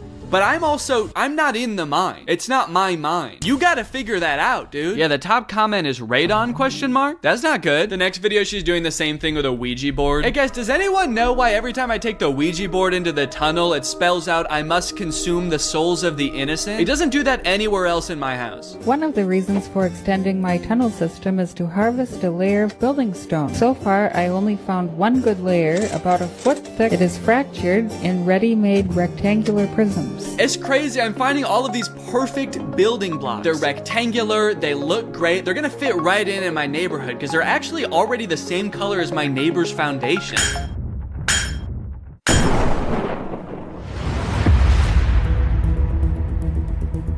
Whoa. Hey, excuse me. You can't be in here. Oh my God, TV, couch, foosball table? This can only mean one thing. Yeah, you dug into my basement. I just found a naturally occurring basement mine. What? All this stuff is gonna be perfect for my castle. Whoa, no, this is my stuff, dude. Hey, who the fuck are you? Are you the Riddler? No. Can you get out of my house? His first riddle. Oh, you dastardly scoundrel. Okay, I'm not a scoundrel. You're no match for my bat gun. Oh, that's just a normal gun. Now, despite having seemingly no experience building a tunnel at the beginning of this video, she is learning at a rapid rate. Just a few months into this project, she posts this video sort of boasting about her engineering skills. I'm in a tunnel with 5,000 pounds of wet concrete over my head. And the only thing separating me from becoming a pancake is my own engineering. Extremely impressive. I, for one, could never. I get claustrophobic if my clothes are too tight. At this point, it seems like some of the things going wrong start to calm down. She starts learning super fast. Lots of new skills. She starts posting videos about managing the water problem in her tunnel, learning electrical so she can have power down in her mind. And mind you, while all of this being self-taught is extremely impressive, it also kind of makes it terrifying to watch. In one of her videos where she's doing the electrical of the tunnel, she describes electricity as magic. Before this project, I had very little experience with electrical. In fact, I used to consider it magic, which it basically kind of is. You should definitely not consider it magic anymore. You should definitely consider it science at this point. I also like that she added in a sound like she's casting a spell. It kind of is. Yeah, so I learned all this electrical stuff. It's basically magic. You're cool to me, says Chris. You're amazing, says Jen. Impressed with you, says Sylvan Energy Solutions. You would be impressed, Sylvan Energy Solutions. You sound like an electrical company, but then you have like a magical owl as your profile picture. I'm impressed that you figured out electricity is magic. It takes most people a long time to figure that out. Now, it's not all fun and games on Kala's account. While she is getting a lot of positive, supportive comments, at some point, the tide began to shift a little bit, and people began to wonder if she was really qualified to be undertaking such a project. I think it happened somewhere around a year or so into it when she did this year in review and showed off everything that she's done in the tunnel and learned so far. It's just been over a year since I started. Oh my god. She has learned a lot. She learned to teleport. Maybe she did learn magic in there. She's like, as I tunnel closer and closer to the Dark Lord, he is anointing me with more and more powers. Teleportation has made things much more convenient in the tunnel. Convenient and scary, because sometimes I'm not in complete control of it, and I just teleport to parts of the earth that I have not tunneled to yet. In August of 22, I cut an opening off the side of the sub-basement and started to carve into the solid rock, fabricated an elevator to lift material. I used hundreds of concrete blocks and yards of hand-mixed concrete. She's learned a lot doing this. My only question is, has she learned why she's doing this yet? I feel like that would be valuable insight to have, maybe, because it's definitely not a storm shelter anymore. Are we allowed to build tunnels? I've always felt like my home is missing a dangerous mine shaft. The city inspector watching this right now. And it turns out that comment was kind of onto something, because eventually Kala did get shut down by the city, as detailed in this article. How Tunnel Girl's DIY storm shelter took over TikTok, then people turned against her. In 2022, a TikToker began documenting an elaborate underground construction in her home. As her videos garnered traction, people began questioning the safety and ethics of her project. Okay, safety I understand. I could see how people would think this isn't safe.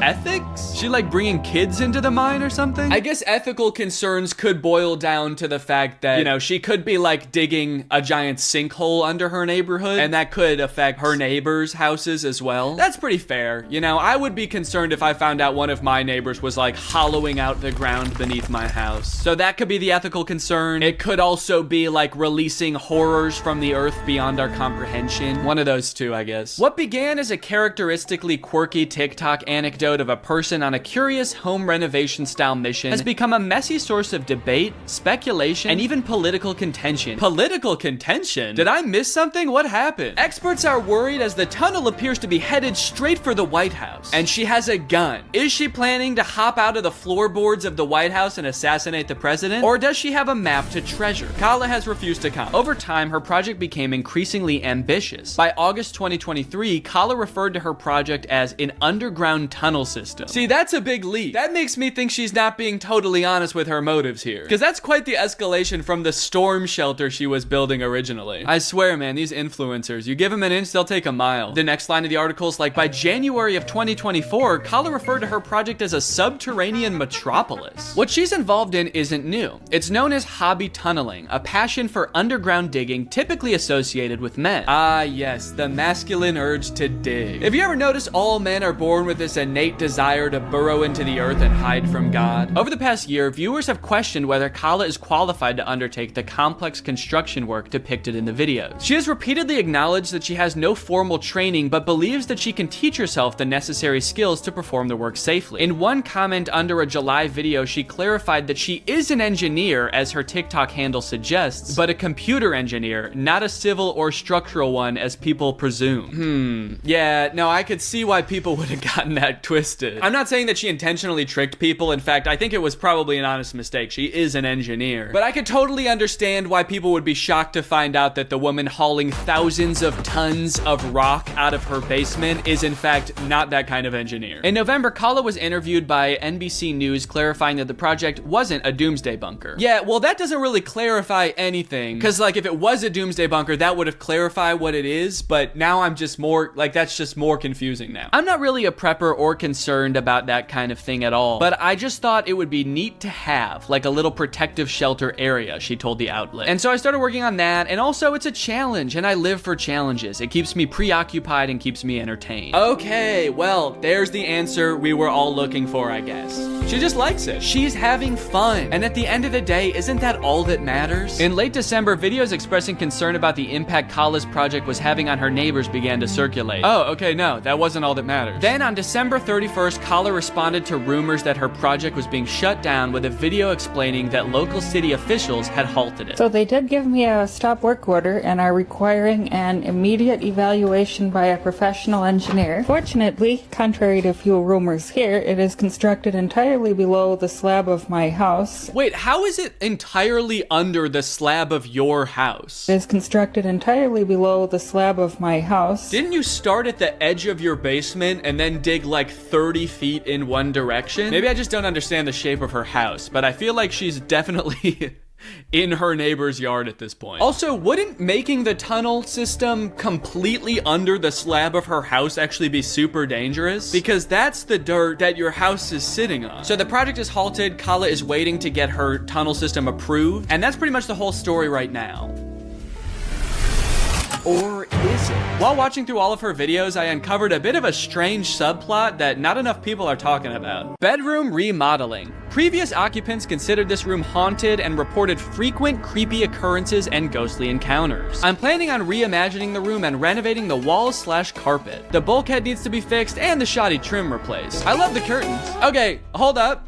You just listed a bunch of things wrong with this room, but one of them seems way more important than the others. Tell us about the haunted room. Why is it haunted? What is the ghost? You, Kala, would not make a very good realtor. Okay, this is the primary bedroom. This window has a great view. There's plenty of space in here. A little goblin there. All carpet, floors, of course. Sorry, goblin? I forgive you. No, I wasn't apologizing to you. Oh. Why is there a goblin? Okay, sure, there is a goblin. But the rest of the house is really nice, you know? When he's not stinking up the place. Yeah, sure, it's a great house, but I'm supposed to sleep in here. Is that little freak gonna watch me sleep every night? I didn't want a goblin. Oh my god, goblin this, goblin that. Dude, if you love the goblin so much, why don't you just fuck him already? I don't love the goblin. Be kind with your words, please. I just want a normal house.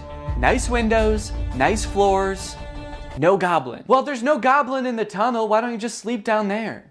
There's a tunnel? Yeah, under the whole house. It's huge. You're gonna love it. And don't worry, it's only directly under this house. Wait, if there's a giant hole directly under this house, wouldn't that mean... Uh-oh! I do not fear death because I have no reason to live. Oh, that's really sad.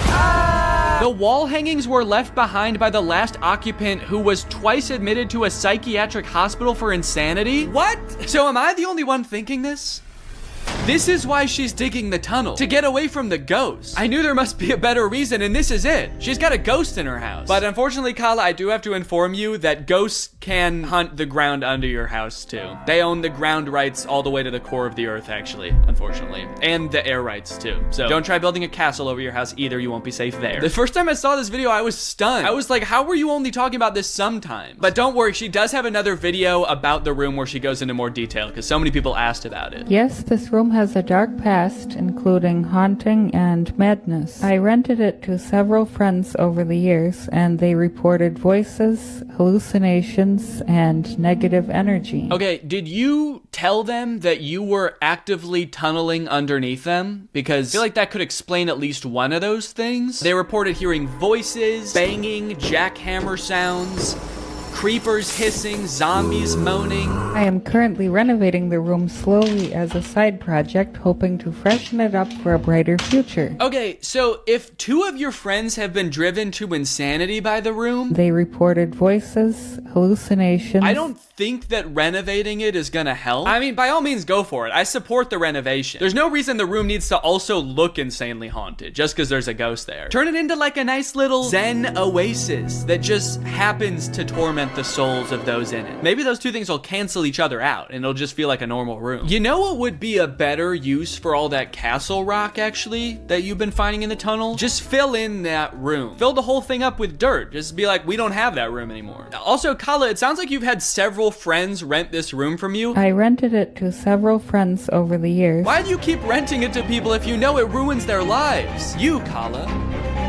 would not make a very good realtor. The only thing left behind is this drawing of a tree that she always kept with her. On the reverse side, there is a photo of a motivational writer who she had a deep parasocial relationship with. It just feels like you're kind of throwing her under the bus for that one. Doesn't seem like that has anything to do with the ghost. The room is the second most haunted place in the house. Second? Okay, this is wild, right? Who would have thought that the amateur mining operation this woman had going on in her basement was actually not the most interesting thing about her? But I am so hooked. Please tell us about the other room. My house has 2 haunted areas. One is this troubled bedroom, and the second is this normal-looking closet. I like that she says normal-looking closet as the camera creeps in toward a terrifying closet with horror music swelling. Ah, yes, totally normal-looking closet, the kind every house in the 1800s has. Oddly, I was not able to view the bedroom with that closet before buying the house, and it was still locked during the home inspection. Damn, that's really weird. Who was the realtor? You? I felt some suspicion, but after closing, everything seemed fine. What happened there? Did she just trip in the middle of the take and continue on like nothing happened? Closing, everything seemed... This is the most interesting person in the world. I was upstairs cooking with a few roommates, and we heard a muffled pounding sound from downstairs. But the room was empty. A moment of silence was broken by renewed racket from inside the closet. Okay, well, it's time to sell the house. I think you have to sell the house. I don't know how many rooms your house has, but if 2 of them are uninhabitable due to ghosts, you have to move. If 2 of the rooms in your house turn you into a husk of a human being, fill them with rocks. On a serious note, Kala, if you are watching this, buy a carbon monoxide detector if you don't have one already. Carbon monoxide poisoning can do this type of thing to people and make them think that they are going insane, so maybe look into that. How crazy would it be if she bought a carbon monoxide detector and found a leak and she fixed it, and like the second the carbon monoxide was gone, she was like, why the fuck is there a tunnel in my house? All right, guys, well, I hope you enjoyed this video. If you did and you're new here, make sure you subscribe and turn on my notifications to join Greg. Greg is what I call my family here on YouTube. We're a family, we're an army, we're a collective. So go ahead and subscribe and turn on my notifications to join Greg. I'll see you guys next time with a very interesting video. Bye-bye. What's up, Greg, and welcome back to another episode of A Grown Man Spends 20 Minutes Making Fun of a Movie for Kids. You may have noticed something a little bit different. There's a microphone in the frame. I got a new stand for my microphone, and apparently the only way I can get it like close enough to me is by having it slightly in frame. So I hope this isn't super distracting. This would be kind of a crazy way for like one of those faceless YouTubers to film videos. What's up, guys? So today we're going to be talking about Zapped. And after watching this movie, I'm starting to think that the writers of Disney Channel original movies are not capable of writing a movie that's not about a teenager trying to control the opposite sex and mold them and craft them to their liking. You got Pixel Perfect, a movie about creating like the perfect girl pop star, How to Build a Better Boy, pretty self-explanatory in the title on that one. And then you got this movie Zapped, which is about Zendaya discovering that her dog training app can actually train boys to obey It can train boys to obey her every command. It's not actually Zendaya. She's not playing herself. It's Zendaya's playing a character named Zoe. I think that's probably pretty clear, but I just wanted to clear that up. This movie is full of dark magic. I'm convinced of it. There's something deeply sinister going on in this movie. I don't know what it is, but I'm gonna figure it out. Let's go ahead and watch it. The movie starts out with Zendaya's character Zoe giving a maid of honor speech at her mom's wedding. She's marrying this new guy, so her family is about to be merged with his family. So it's Zendaya and her mom, and then this man and his 3 sons. So it's like a family of women mixing with a family of men, which makes a lot of sense because as we know, women give birth to girls and men give birth to boys. First off, I just want to say how happy I am that my mom has finally found love again. She is the most giving person I know. Her speech starts off sweet, but then she immediately just starts like kind of complaining about having to live with 4 new guys because they're stinky. 4 guys and their mysterious odors that they always blame on the dog. Yeah, she sort of takes the opportunity to complain and just make her mom, I guess, like feel bad for marrying a guy. It's the happiest day of her mother's life. And also this guy, her new stepdad, is the happiest day of his life. And her speech is like, I hate my new family, my new stinky family. And this wedding will certainly ruin my life. To make matters even worse, towards the end of her speech, the boys lose control of their pet dog, who is at their wedding for some reason. They lose control of the dog, and the dog goes crazy and knocks like a chocolate fondue fountain all over Zendaya.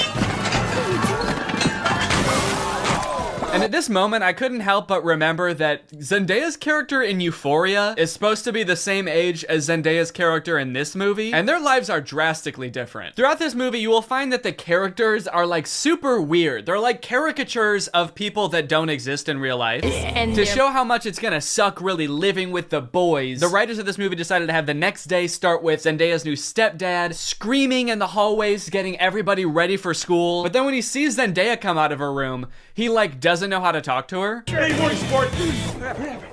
I mean, hi, girl. Hi, girl. It's like, dude, you're 50. Have you never talked to a girl before? The movie then establishes why each one of the new guys that she lives with is like gross in some way. One of her little brothers is really messy. The other one's always like cooking gross stuff.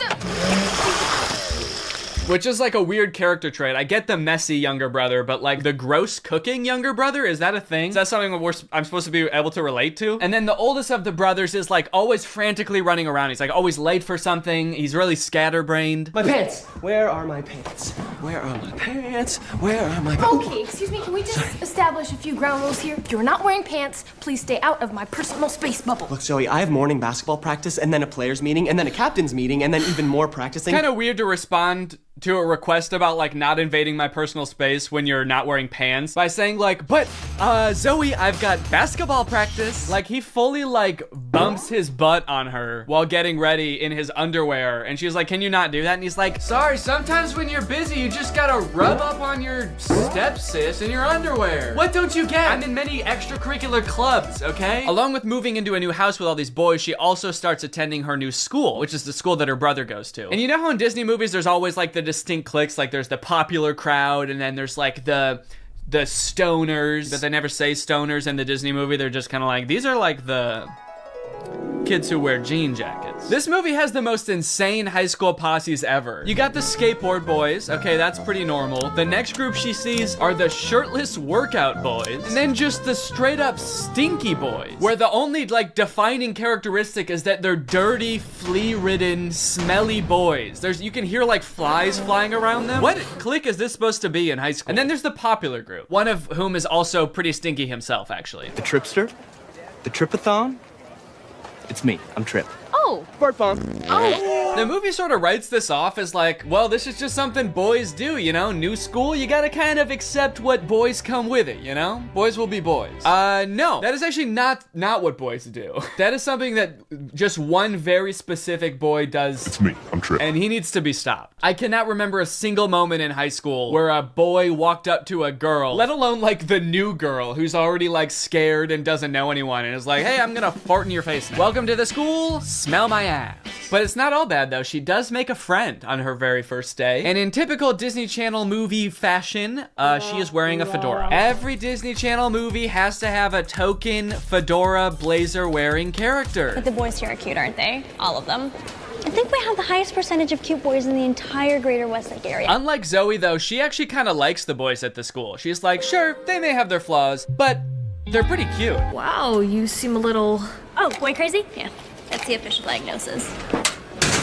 Hold up. This girl has a picture of a boy that goes to her school in her locker. Is that a thing? I remember in like middle school, girls would have pictures of like celebrity boys in their locker. Imagine seeing a picture of you in somebody else's locker. I'd feel like I was being hunted. It's weird to have his picture in your locker. It's even weirder in the movie when we find out that she also actually has pictures of him printed out on her pillows in her bed. Nope. That's scary. Imagine if they start dating, she's like FaceTiming him in bed, and she like accidentally tilts the camera a little bit to the side, and he just sees his own face next to her. Wait, what was that? Is that me? Of course, Zoe does have a love interest in this movie, and he is introduced early on. It's this guy. Every boy in the movie is depicted in a negative light except this guy, because this guy, he's not like other guys. Mr. Kale, pay attention. There will be a quiz on the praying mantis.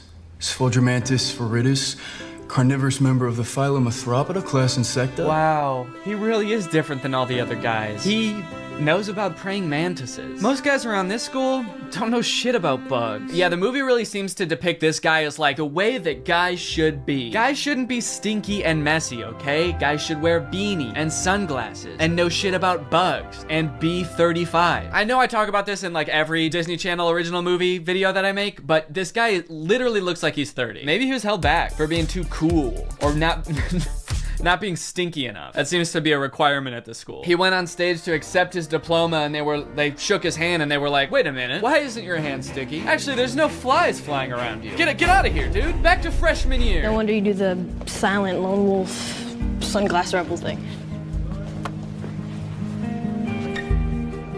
Oh, it's pancake mishap this morning. No, I'm not looking at that. Okay, well then what are you looking at? I'm looking at you. Creepy. Stops in the middle of the hallway just to stare her down. I think I've got you figured out. Oh, really? Mm-hmm. Yeah, I don't know, man. This just comes off as creepy to me. I guess this is supposed to be romantic, but it's not really romantic to me. Just scary. I can see inside you. Another one of the plot lines in this movie is that Zoe wants to join the dance team, but the girl who runs the dance team is like the popular mean girl. She doesn't want Zoe on the dance team because she's too good at dancing and it's gonna make her look bad or something. Anyway, by now you're probably wondering, when the frick does this app thing happen, right? When the frick does Zoe discover that the dog training app works on boys? Well, at first, it doesn't. Zoe's just trying to train the family dog because it's all just like the rest of the boys in the house. It's stinky. Gross. And it like destroys her room and shit. Breaks this thing that her dad gave to her. She downloads this app called Listen and Obey, which is kind of an ominous sounding app. Sit.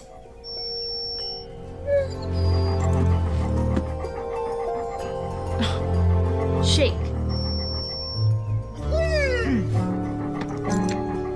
Right away, this app is already clearly cursed with dark magic, right? And the dog can even tell too, because you know what the dog does the second he realizes what's going on? He grabs her phone and runs off with it and tries to destroy it, presumably to break the curse. And then what happens next is honestly the most confusing part of the movie, okay? So the dog drops the phone in the bath. Her brother gets it out and tries to swing it around to get the water out of it. It flies out the window, swings around a satellite dish, slides down a solar panel, and lands in dog food. And from here on out, that app is now able to control boys. Any man or boy this app can control against their will. Sit.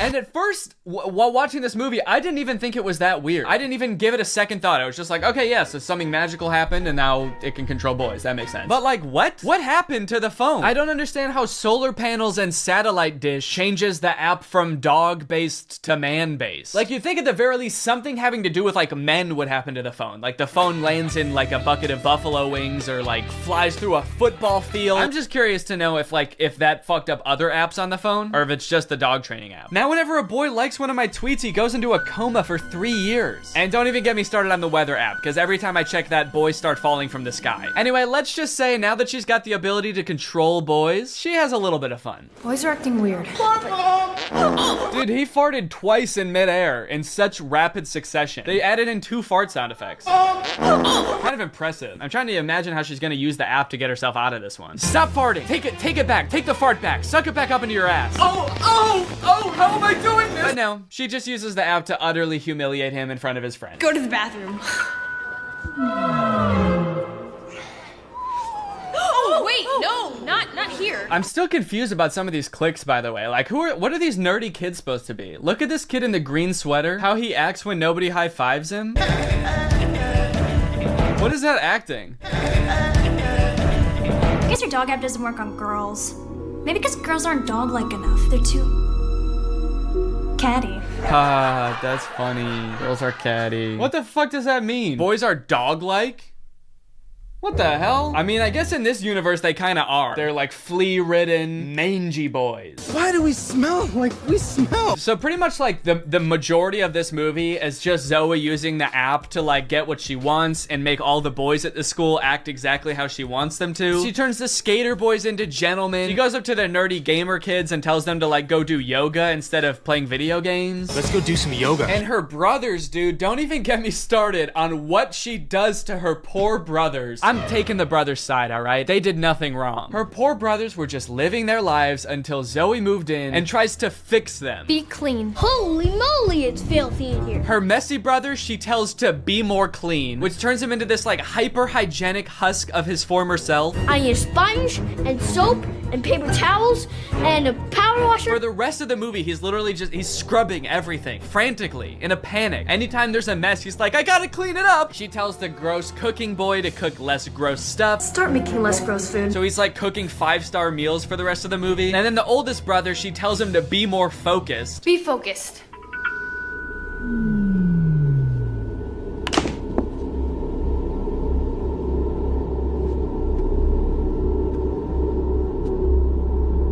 Lampshade. The boy is just like focused on inanimate objects for the rest of the movie. He's just like staring at a lamp or at the basketball net. She turns her own family into like mindless zombies and she's like, this is better. This is nice. It's creepy, dude. It's eerie, this movie. In all honesty, dude, this show walked so that WandaVision could run. This is basically WandaVision. In fact, since they're both owned by Disney, I wouldn't be surprised if this was in the same universe. This is like a prequel to WandaVision. This is where she gets the idea. It's kind of funny how low the stakes are considering the power that she holds. She could like take over Wall Street. She could get rich. She could make anybody do what she wants. Any man. She could fix every war. Create world peace. In fact, I think her friend says that at one point in the movie. She's like, we could end every war with this. And Zoe's just like, yeah, we could, but I simply will not. I think it's more important that my brother stares at a lamp for the rest of his life. That's kind of the shit I'm on. Things aren't nearly as terrible as they were. Then again, I'm talking to a dog, so I might just be losing my mind. Hey, smartphone. In this scene, there's a little bit more development with the love interest. Zoe runs into him reading alone in the park. So what are you reading? Oh, no, let me guess. The Cool Guy's Guide to Wearing Sunglasses Inside. It's close. To Kill a Mockingbird. I feel like when he holds up that book, we're supposed to be like, wow, he really is not like other guys. Except that, like, that is required reading in most high schools, so he actually is like other guys. He's like every other guy. To Kill a Mockingbird's sort of my favorite book. My second favorite is The Great Gatsby. Third favorite is Geometry 101. I just love to read, what can I say? Eventually things start to get a little crazy at school, and Zoe realizes that she probably shouldn't be controlling people like this anymore. People are getting into fights and stuff because the new cliques at school are just like not meshing well. So Zoe's like, all right, I'll just make them stop. And she tells the app to stop. And then of course, everybody just stands still and freezes. And so she's like, oh no, I can't reverse the commands. If I tell them to stop, they're just gonna literally stop. And so then like many more days go by and she's just like, well, I guess I can never reverse the thing. And it's like, well, what if you just said, hey, ignore all the commands I gave you, instead of just saying stop and being like, oh, it didn't work. The movie continues to get even more dark to like a startling point. There's a creepy ass scene where the whole JV dance team wants to resign because they don't like dancing anymore. And Zoe's like, how about I use the app to make you dance instead? And so there's just a scene of them all like sadly dancing because their hearts aren't in it, but they are being like physically forced to dance. And the movie even goes so far as to make Zoe force the love interest to kiss her with the app. Kiss me.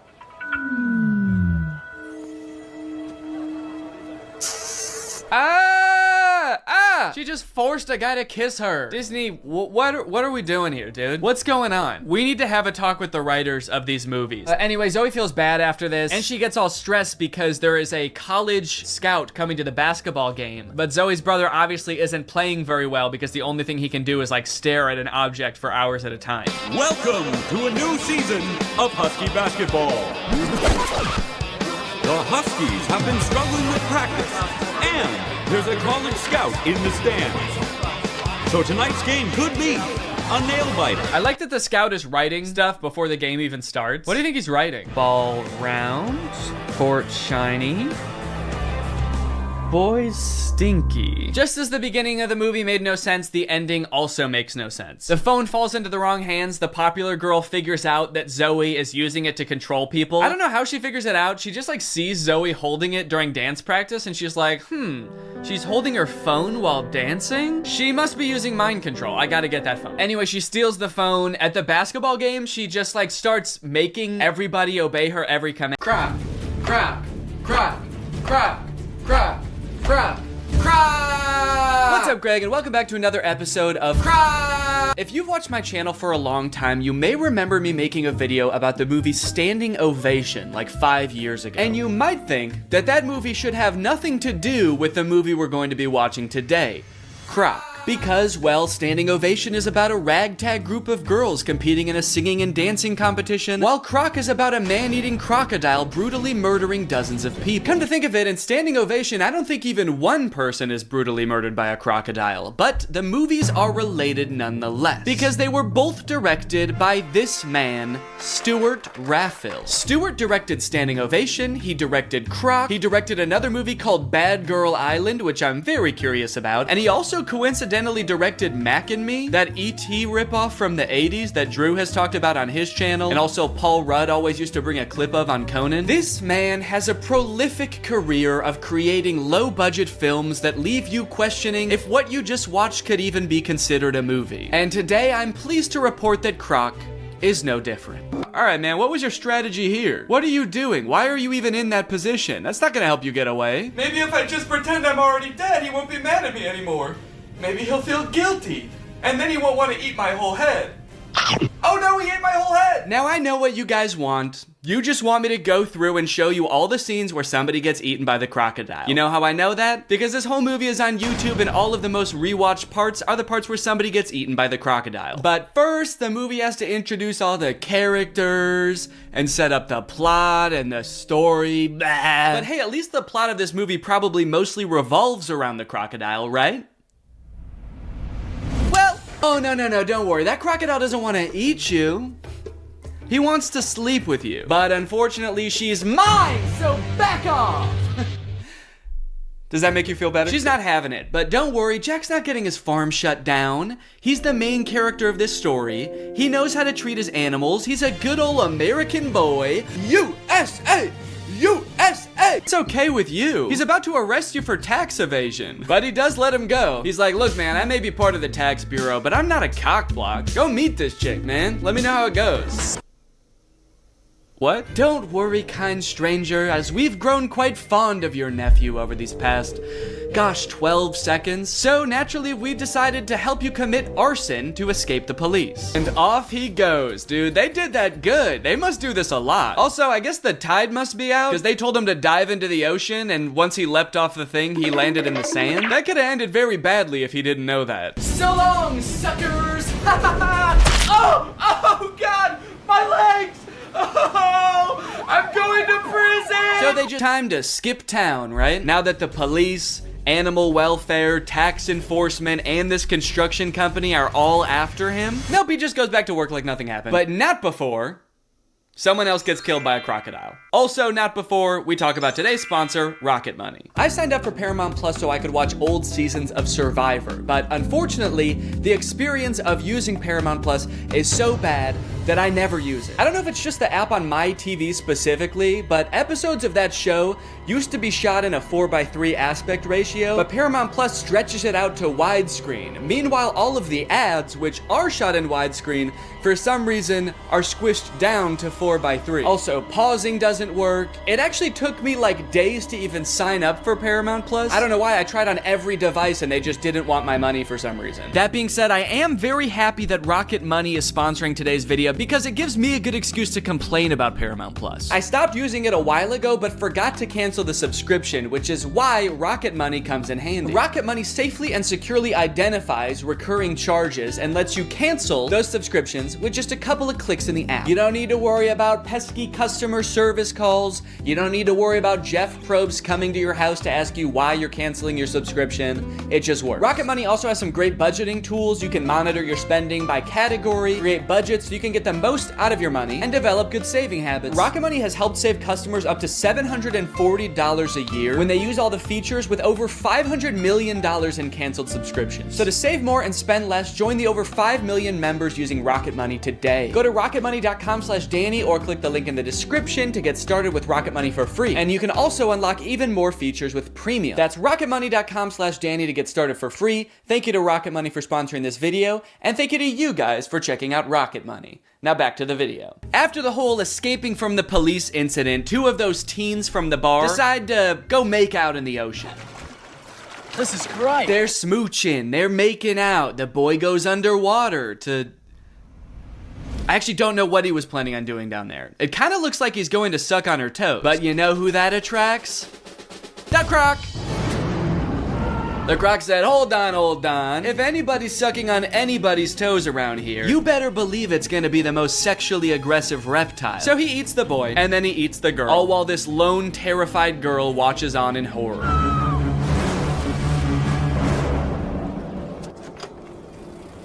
I love how casually she rides away. She is in no rush. Ah, a killer croc! I gotta go get help! But I shouldn't go too fast. I gotta focus on me.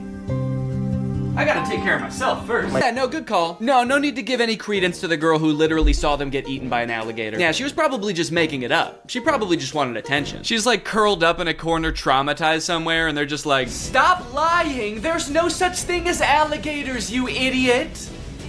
You killed them, didn't you? During this scene, there's a mysterious man just kind of lurking on the sidelines of the investigation. He's not part of the police. He's just there. And he's mysterious, but it seems like he might have a hunch. And then suddenly, the police pull a leg out of the water. We assumed so. You're a police officer, and you pulled up with like 15 other police officers. I know what it looks like, but no strip club tonight, Jack. Yeah, I know. People are dying. I'm here on official business. Unless... No, dude, we have to catch this crocodile before it kills again. Right. Yes, exactly. But what if it's at the strip club? Yo! So the girl that Theo was flirting with at the bar is having a funeral for her cousin. And since everyone thinks it was Jack's crocodile that ate the cousin, they are not very happy when he shows up. And he is very confused. I love this one because he is getting dragged away for so long. And they just watch him. Nobody does anything to help. They're just like, oh man... He's dead. Help! I'm not dead! There's still time! It's like I can still hear his voice.